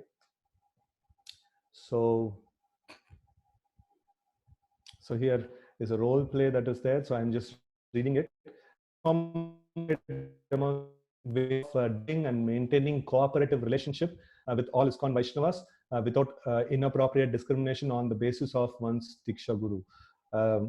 I think it is a very useful exercise to do. So we will spend some time in this, and we have very less after this.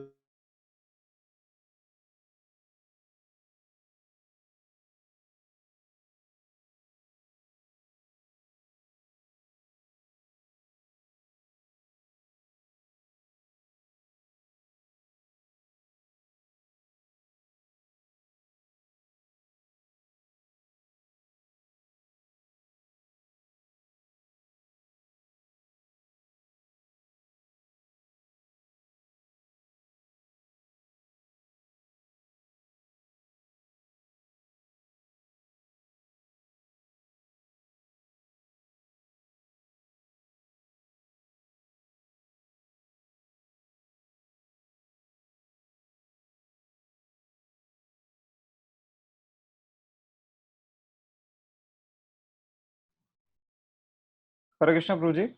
Uh, so I'm on mute. You have to unmute me. Yeah, I Oh, okay. unmuted you. I Okay, unmuted okay, you. fine. So The sorry, power. the power went off, and then my connection got disconnected. So yeah, so the point here, I think devotees might have posted something on the chat. Yes, Prabhuji. Actually, power cut and AC is loud. I think I also lost power here. Oh, okay. Now, is Okay. is everyone able to hear? Yeah, I think so. They should be able to hear. Yes. Okay, we can carry on, Prabhuji. Okay, so there are some things that has come, and uh, keep Srila Prabhupada's mission in the center always, and always remember that Srila Prabhupada's ISKCON. This is not our ISKCON. This is like Srila Prabhupada's ISKCON, right? So, any other aspects of maintaining good relationship amongst devotees? Inquiring about and inspiring devotees enough for initiation when aspiring from other spiritual masters. Yeah, so we should try to be very nice about this point. So if they're aspiring from any spiritual master, we should be very happy. No, one thing is we should be happy that devotees are nicely engaged in Krishna consciousness, nicely engaged in Lord's service. And they are approaching a bona fide spiritual master. So we should be happy about that particular aspect. So that's a very nice point. And then allocating services based on their individual qualities and not based on who their guru is. Yeah, so based on individual capabilities and individual qualities, we can allocate services not based on whether they are belonging to a particular group or not, right? So that's, and then helping them if devotees are in any need. Yeah, that's also very nice. So we should not see when we are supposed to help, we should not think that, oh, this person is not related to me. uh, okay, and then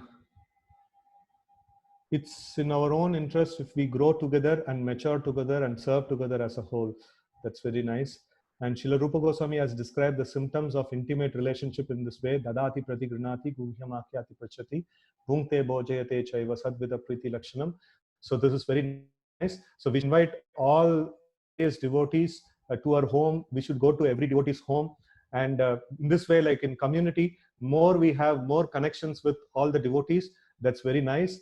So in this way, like we can have very, very good relationships with all the devotees. So we should not just do this dadati pratignati, that means like offering gifts and accepting gifts, and like revealing one's heart and confidence, and hearing from them, and then like accepting prasad and offering them prasad. So these things should be done with all devotees, and especially the Gugya Makyati Prachati, it should be done in a discriminated way. So we have to reveal things in confidence to a senior devotee who can actually understand us, and who will keep things confidentially.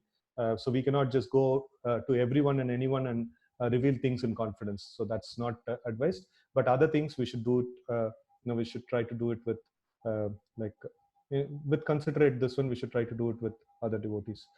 So respect each other's guru at same level. Yeah, that's a very nice thing. United we stand, divided we fall. No, nice point. Need to tolerate each other. Every individual is different and brought up in different environments. Different devotees take different time to reach different levels in bhakti marg. So that's also nice. So okay, be mature and realize the petty differences, uh, and realize that petty differences will not please Guru and Krishna. Yeah. So be grounded and humble. That's also very nice. Cultivating spiritual qualities and having relationship with other devotees based on those principles. Yeah, that's very nice. I had a good fortune of like growing up in Krishna consciousness with many disciples of many different spiritual masters. In fact, my primary Siksha Guru who grew me up in Krishna consciousness, he is not my god brother.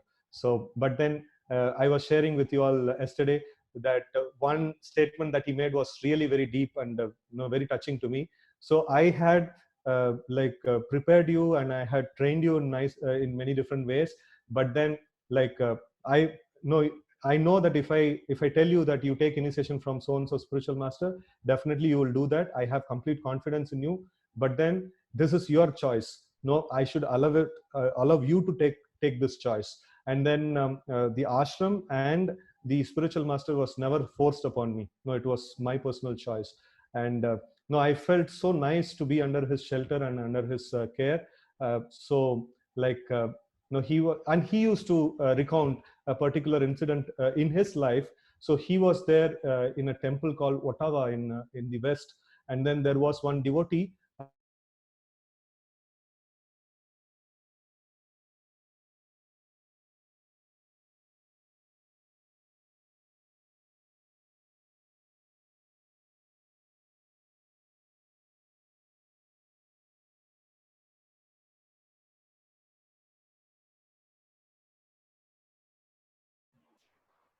I think Prabhuji got there disconnected. for all these boys. Like no, um, my Siksha Guru also was there at that point in time there. So then, okay, lost the audio again.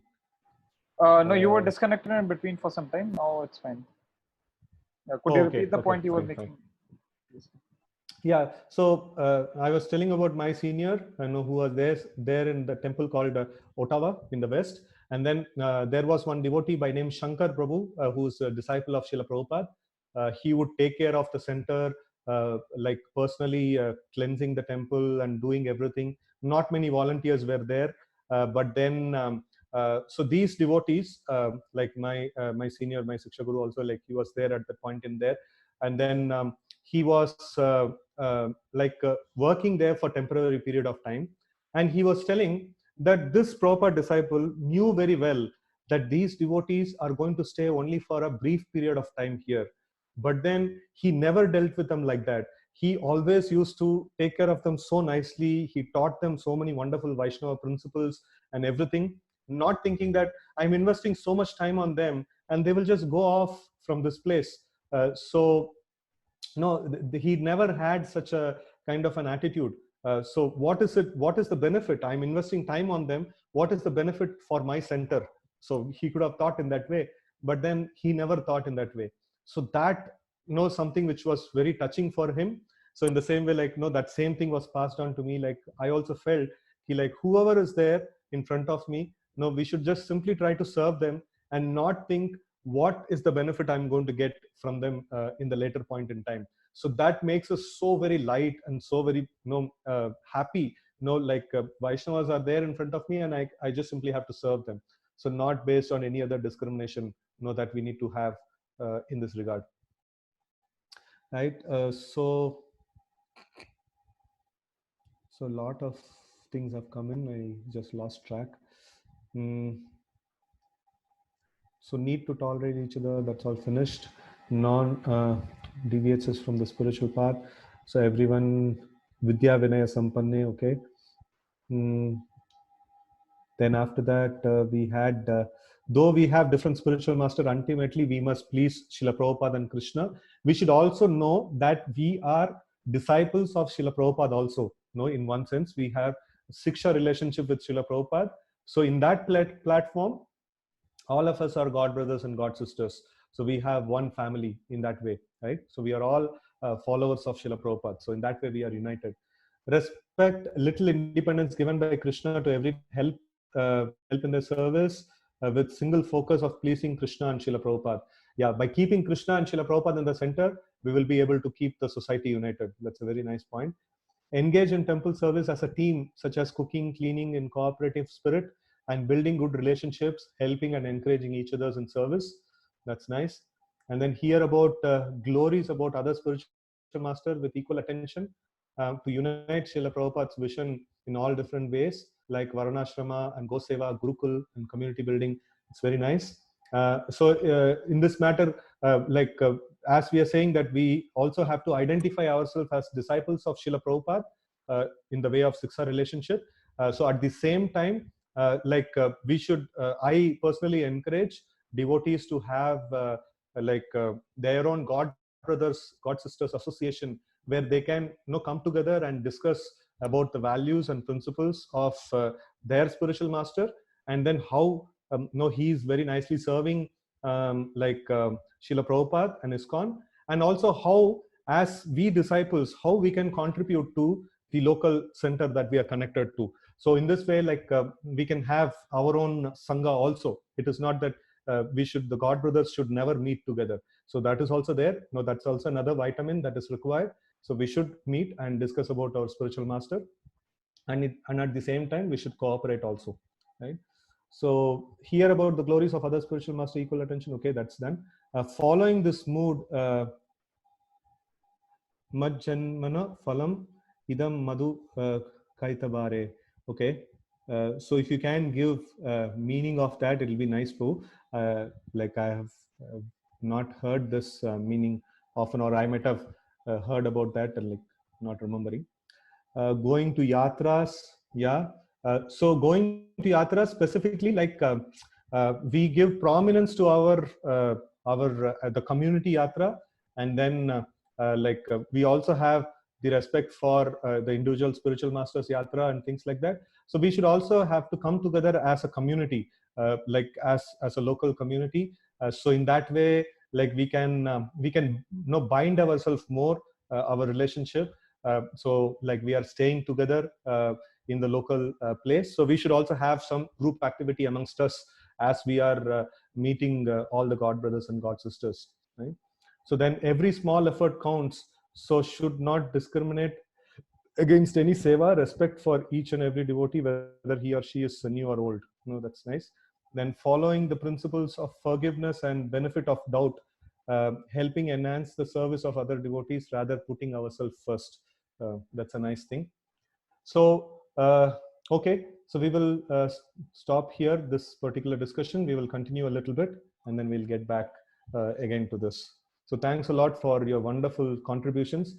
In fact, I don't need to give a class only, all of it is very nicely spoken by you all. Thanks a lot for this. Okay, so there is a last question that has come. Discrimination based on community is also detrimental, Prabhu. How to understand? Yeah, so if we go to another temple, we should not always keep glorifying that in our ISKCON Whitefield it used to happen like this, it used to happen like that. We should never do that. We should be very, very humble. and we should say that, Prabhu, no, whatever you say, no, now here you are the lead over here, and whatever you say, we are ready to do. And then we should try to see, when, in case if we are visiting another center or another temple or another town we are going, we should feel, for that moment, we should feel part of that community, and we should try to assist them in whatever way they want us to serve there, rather than simply boasting of what we are doing. So we should never boast of our service, our bhakti viksha, or our temple, no, things like that. We should never do like that. That's a very, very cheap thing. No, whenever we go to another place, we should always see that, no, we are just a small people. We have come to your shelter, to your temple. So please engage us in some service as you deem fit. So in this way, we should submit ourselves to any place that we go. So that then they will ask, like, no, Prabhu, you are having such wonderful qualities. Which place you are coming from? Then we may say, okay, no, we are coming from so and so place.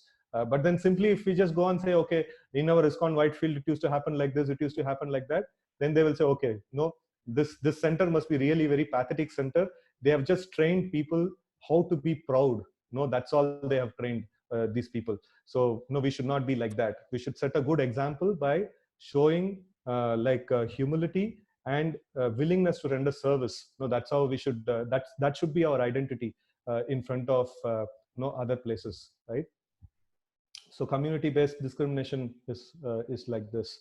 So we should, when we go to another community, we should feel part of that community. So we are not temporarily, we should feel part of that community. So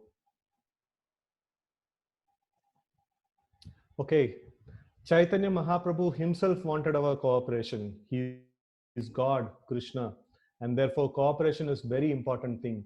Nobody should think that I have got so great ability, I can do. No, it is simply by cooperation we can do very big thing. United we stand, divided we fall. This is our, so be strong in pushing on Krishna consciousness, and Krishna will help. He is the strongest. Still, we must be combined together. This is a room conversation rather than the Sankirtan party. Yesterday also we read this particular quote. So we saw in this particular session about discrimination based on one's spiritual master and developing cooperative relationship amongst Vaishnavas, right? So that comes to an end of this particular session. So here there is another quote that is there in this picture. Your love for me will be shown by how much you cooperate to keep this institution together after I am gone. So Srila Prabhupada, it's mentioned in Srila Prabhupada Leelamrita. He mentioned it personally. So this is the expectation of Srila Prabhupada. Okay. So presenting one's guru is done, relationship, and I think this is just a brief thing. So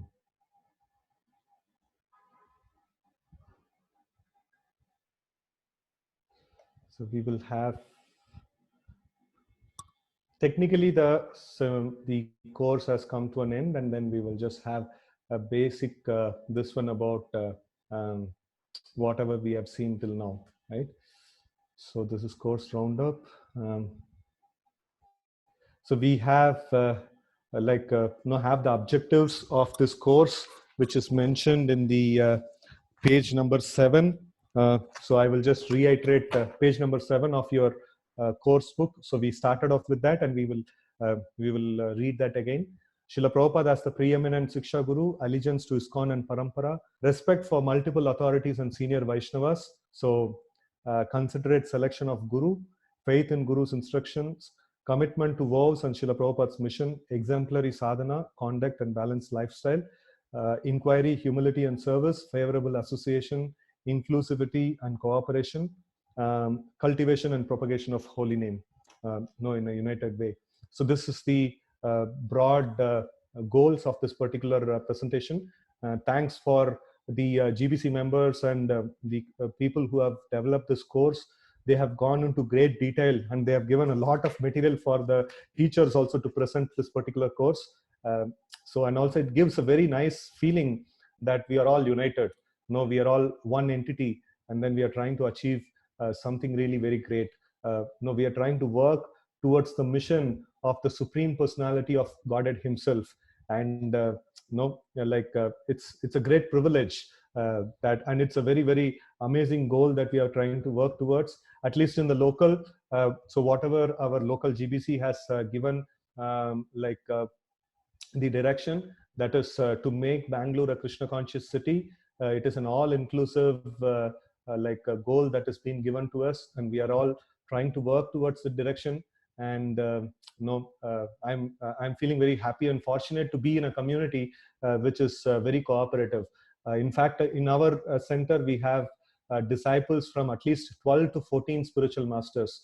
And it's it's a great this one pleasure for me, that working with all these various devotees. And I have never felt like no one, anyone is not cooperating with me, or not cooperating with the activities of the center.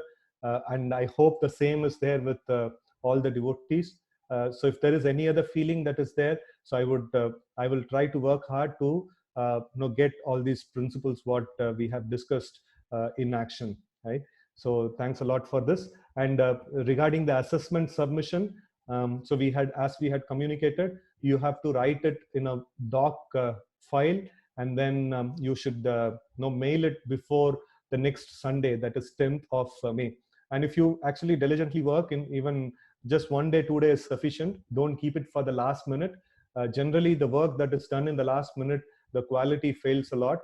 So please work towards it very diligently, and please don't copy anything from anyone. So here it's the thing is not seen about how effectively how scholar you are. That is not the thing that is tested here. No, we want to check what is there in your heart. No, please kindly write things from your heart, and don't try to copy or do some things which is not ethical, right? So again, just the course content that is presented. This is just Guru Tattva and Guru Parampara we saw in the first day. We also discussed about deviant Guru Paramparas. And then we discussed about Prabhupada as founder Acharya, as how by studying the books of Srila Prabhupada and hearing Srila Prabhupada's lectures, and then following the foundational principles what Prabhupada had, the purposes of ISKCON, and then following all the directions of Srila Prabhupada. So we will allow Prabhupada to function as the founder Acharya, and that is very, very important for us. And he is not just an ordinary person binding the society. He is the Senapati Bhakta of Sri Chaitanya Mahaprabhu, a very great empowered personality. So we are very fortunate to have such a great person who's the binding force of ISKCON, right? So, and then we also saw about ISKCON gurus. And then we saw about Guru Pada Ashraya. So in Guru Pada Ashraya, we saw that how we have three different personalities broadly: Srila Prabhupada, our Siksha Guru, and then our Diksha Guru. So these three different personalities are there. So in the category of Siksha Guru, right from small to big, everything will be there, casual personalities. And then in the serious matter, we have our Bhakti Viksha leaders, then temple presidents, then various authorities for service on all these personalities. And then we have what is that? We have to have a combined shelter of all the three. So Srila Prabhupada, we read and hear Srila Prabhupada. Now we hear the instructions of our Siksha Guru, and then we also hear the instructions of Diksha Guru. And how to balance? So we have to balance based on careful discrimination, mature discussions if there is any conflict that arises from these various instructions. And it is actually very fortunate that we have such a setup. Imagine in other institutions, small institutions, many small Gaudiya Maths have come up. So the spiritual master is so far away, and his organization is not present in that particular town where the disciple is there. So where will he go for service? Where will he go for association and things like that? So ISKCON is in that way very, very opulent, that the spiritual master is so happy that my disciple is happily serving in a particular temple, and then he is having some nice senior devotee association who can practically guide him in the day-to-day matters. So in this way, like the spiritual master is also very happy, and the disciple is also very happy. So having to have so much of wonderful association of the devotees and service.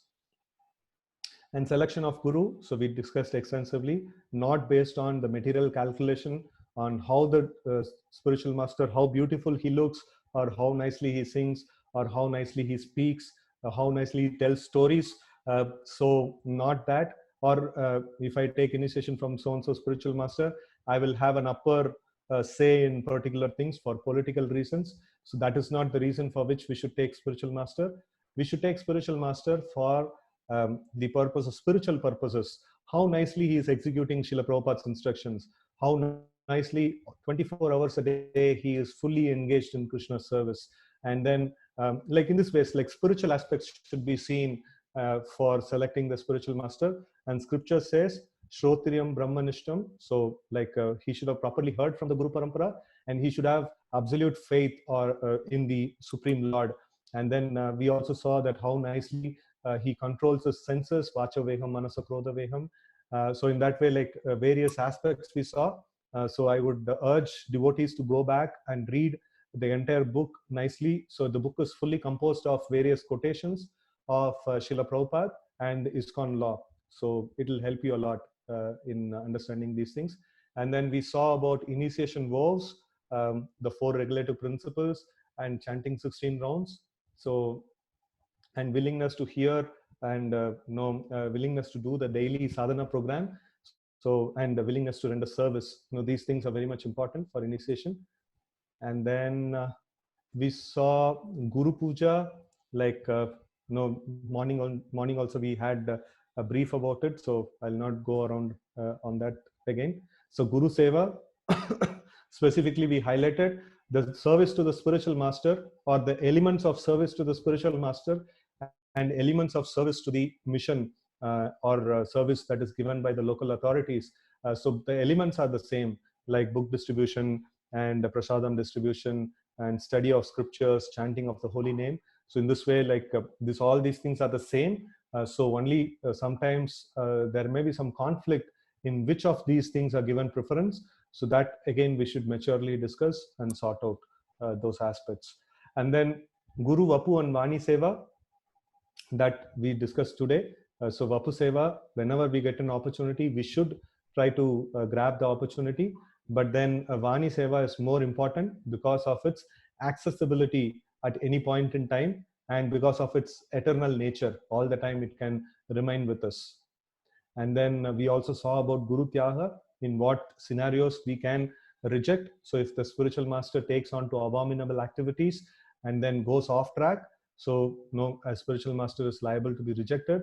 And no one should take help of temple president, senior devotees, and ISKCON resolve in this matters. And then when not to reject, so we saw about the example of Lord Brahma falling prey to lust behind his own daughter.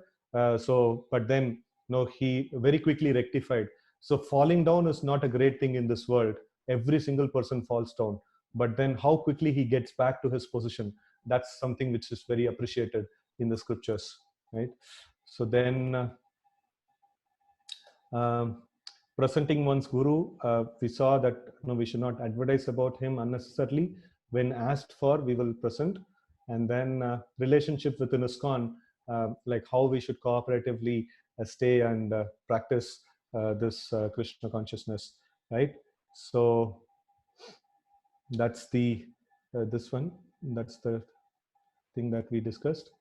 So here, finally, there is a quote. One must be serious to understand, and he must approach a qualified Mahatma Guru. Then his business will be, transaction will be very nicely done. This is Vedic process. If the transaction is perfect from both sides, from disciple's side and the Guru's side, then Krishna consciousness is very, very easy. Srimad Bhagavatam 1.5.29, Vrindavan, August 10, 1974, right? So this practically ends the session. So we have some more time. So you can ask some questions. Already in the chat box, there are some questions that are there. So I will just try to address them.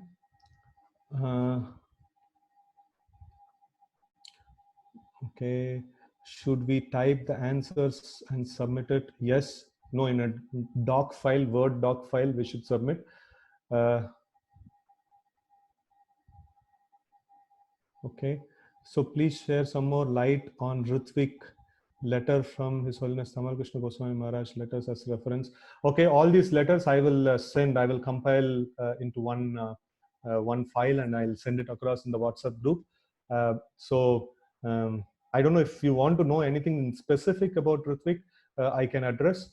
So I don't want to start a generic discussion on that again. So should we hear from many spiritual masters to take Diksha? Yeah, that is also good.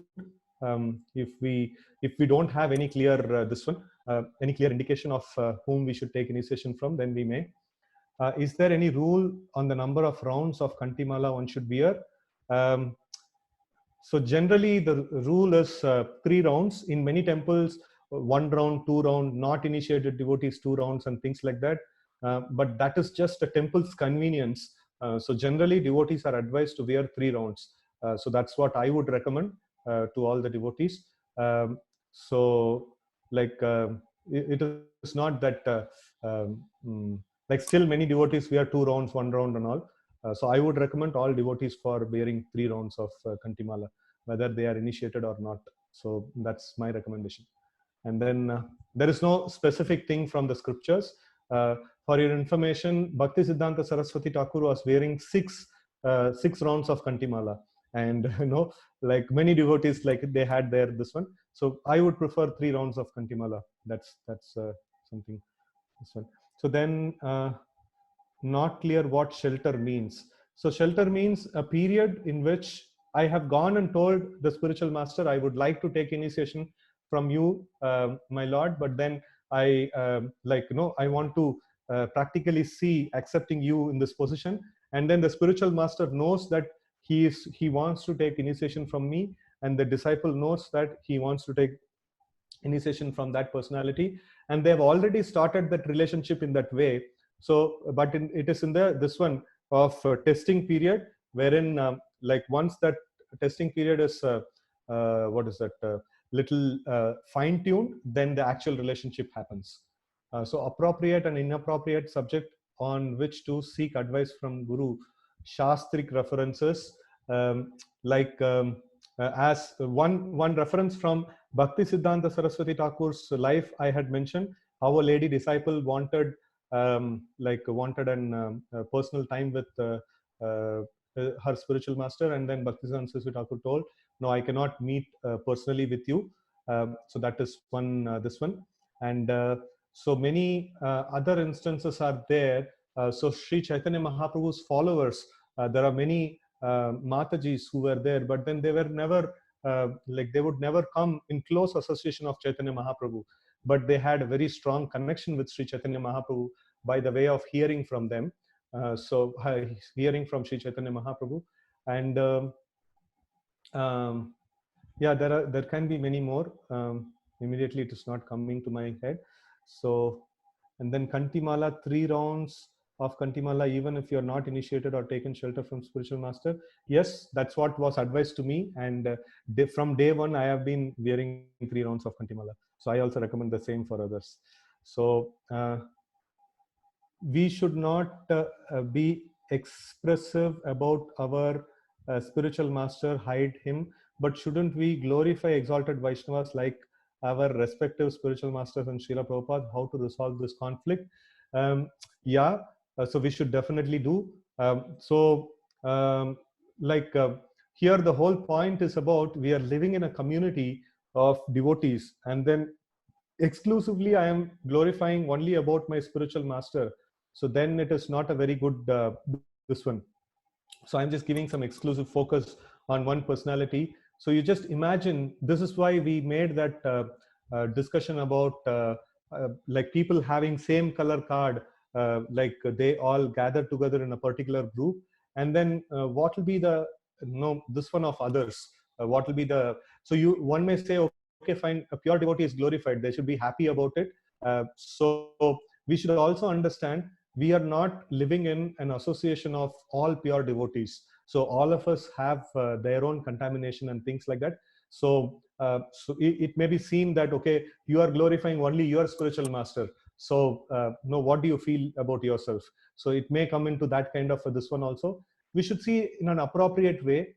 Like if we have been balanced all the time, if we have been always glorifying with equal vision, all liberated personalities, all exalted personalities, then when we glorify our spiritual master, nobody will feel bad about it. No, nobody will definitely feel bad about it. It's not about a rule. It's about how from internally how we are. So if we are a balanced Vaishnava, if we are a Vaishnava who wherever I find some good things I will appreciate, so then everybody will feel very comfortable with you. And even if you glorify your spiritual master in that kind of scenario, it may not have an effect, because they know you as a person, you are unbiased, and definitely they will not no mind hearing glories of your spiritual master from your mouth. So like it's more of a personality to make our personality like that. So not to be biased, not to foster any groupisms and things like that, but then to be inclusive and like cooperative.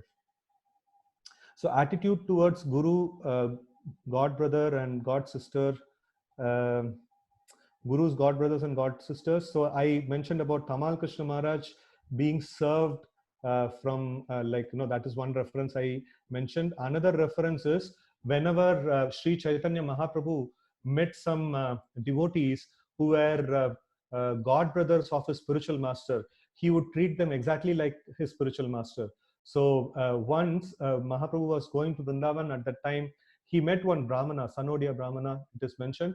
So like he invited Mahaprabhu to his home for prasadam, and then he asked, this Chaitanya Mahaprabhu saw that this Brahmana, when he heard the holy name, so immediately he became ecstatic.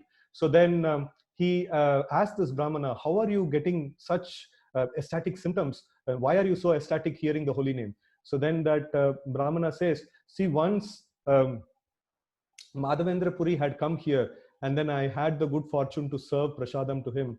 And in his association, like I developed this wonderful this one. So now whenever I hear about the holy name, no, I get ecstatic symptoms. So then immediately Chaitanya Mahaprabhu started treating him like his spiritual master, because Ishwara Puri, Chaitanya Mahaprabhu's spiritual master, is a disciple of Madhavendra Puri. So like so he saw that this person has connection to Madhavendra Puri. So then immediately he should be treated like my spiritual master. And then like this Mahaprabhu has shown many times. So the disciples of Madhavendra Puri, or in other words, god brothers and god sisters of Ishwara Puri, in equal footing with one's own spiritual master. So in this way, like Mahaprabhu has demonstrated it many times, right? In fact, that is why he would respect Advaita Acharya so much like a spiritual master, that no, because he is also a disciple of Madhavendra Puri. And then no, Advaita Acharya got fed up saying that, oh my lord, like why are you showing so much respect to me? Like I am your servant, like please treat me like your servant. So so in that way, like that whole this one episode had happened. So that's the Shastric reference for treating, how to treat one's gurus, god brothers and god sisters. And then so after shelter we cannot change guru because it's a testing period. So before that we have an aspiring stage. So that time itself we should finish all those things. The shelter, after shelter, it's more of testing of like when I can actually get into the commitment. So that's the testing that is there. So if you have any other testing, that no, you can also do without shelter. So try to do without shelter. After taking shelter, we should chant pranam mantras of the spiritual master and do all the procedures exactly almost like an initiated disciple, and then like get into the actual engagement after some time. It's like engagement. Why after engagement you cannot marry some other person? So it's the same way, like you can think. So Hare Krishna Prabhuji is going through Siksha levels and Prabhupada Ashray necessary for initiation. That's the strong recommendation of many ISKCON centers. And in our ISKCON center, we have this particular thing. So the spiritual masters expect a letter from the temple president saying that this person, I have examined this person and he's fit for initiation. So if the temple president has to do that, so we have our own systems of evaluating the students, evaluating the prospective disciples, and then giving our this one, because many times spiritual masters have they depend on the local temples for the service of the disciples, and they are practically rendering service in the local temples. And when the disciple goes in the front of spiritual master, no, it's almost always he's quite biased. He presents only his good side, or even if he presents his bad side, he will not present it all good, or in a nice way. And many of the times the disciple, the prospective disciple, might not even know what the problem he has. So that's how we go to the doctor. We might not know we are suffering from the disease, but we don't know what disease we are suffering from. It requires a doctor. So in that way, like, the local temple has a particular system in which to evaluate and things like that. So we should adhere with those things. And then like many cases, I have also communicated personally with various spiritual masters. So I feel this particular thing is there in this prospective disciple of yours, and then we are working on this. And you please advise us when we can, what we should do in this particular aspect. So we have also taken inputs from the spiritual master and things like that. So in that way, like, we try to facilitate the whole process. So Siksha levels and Prabhupada Ashraya, all these things are definitely necessary. So to wear 3 rounds, do we need stop eating non-veg, tea, coffee, onion, garlic, and etc.? So, okay, in many of our ISKCON centers, we recommend these things, but then shastrically and evidence-wise, we see it is not necessary. Anyone can wear Kantimala. So that is the this one. So I will, we had some shastric references for that. So I will try to find out and try to pass it on. So, but then technically it is not. But if senior devotees are telling, if that is a rule that they're telling, please kindly follow that. So don't say that I will not. If you are belonging to, especially Ganesh Prabhu, if you are belonging to some other center, please follow whatever direction is given over there. So don't tell that in IDC course they told 3 rounds you can wear. So that I am recommending for the devotees in my center. And so like don't create a bad name for me in other places. Right?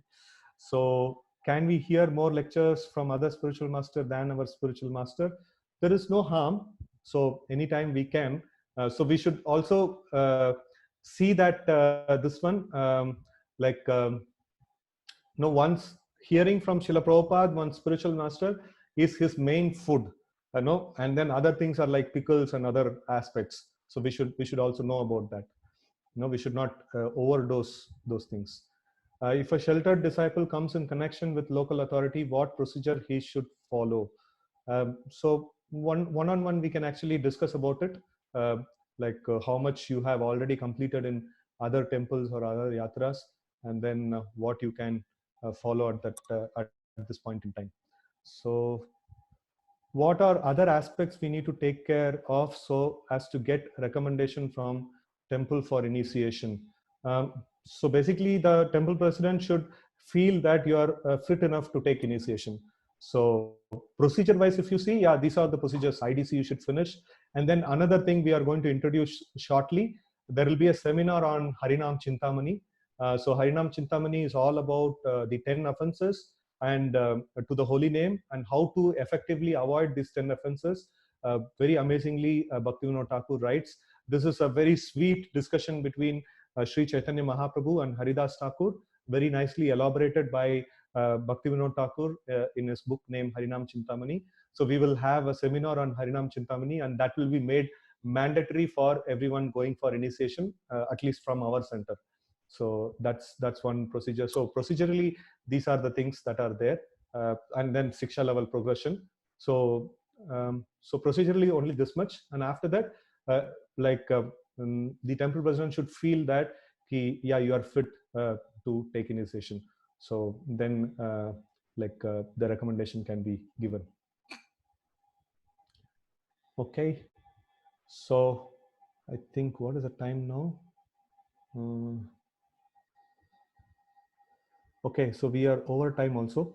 If I know all that needs to be communicated has been communicated, if like I'll just take this last question. After that, we will quit the call, and like we will greet each other and we'll offer Vaishnav pranams, and then we will quit the call. Then further questions can be taken in WhatsApp group.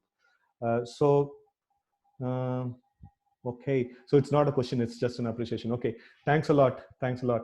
So we will chant the Vaishnav pranam mantra. Vancha kalpatarubhyascha kripa sindhubhyeva cha patitanam bhavanebhyo vaishnavebhyo namo namaha. Jai Srila Prabhupada. No, Jai Shri Gaura Bhakta Vrinda ki Jai. Right. So thanks a lot for nicely participating in this 3-day seminar. Hare Krishna. Thank you, Prabhuji. Thank you very much. I'll end the meeting now.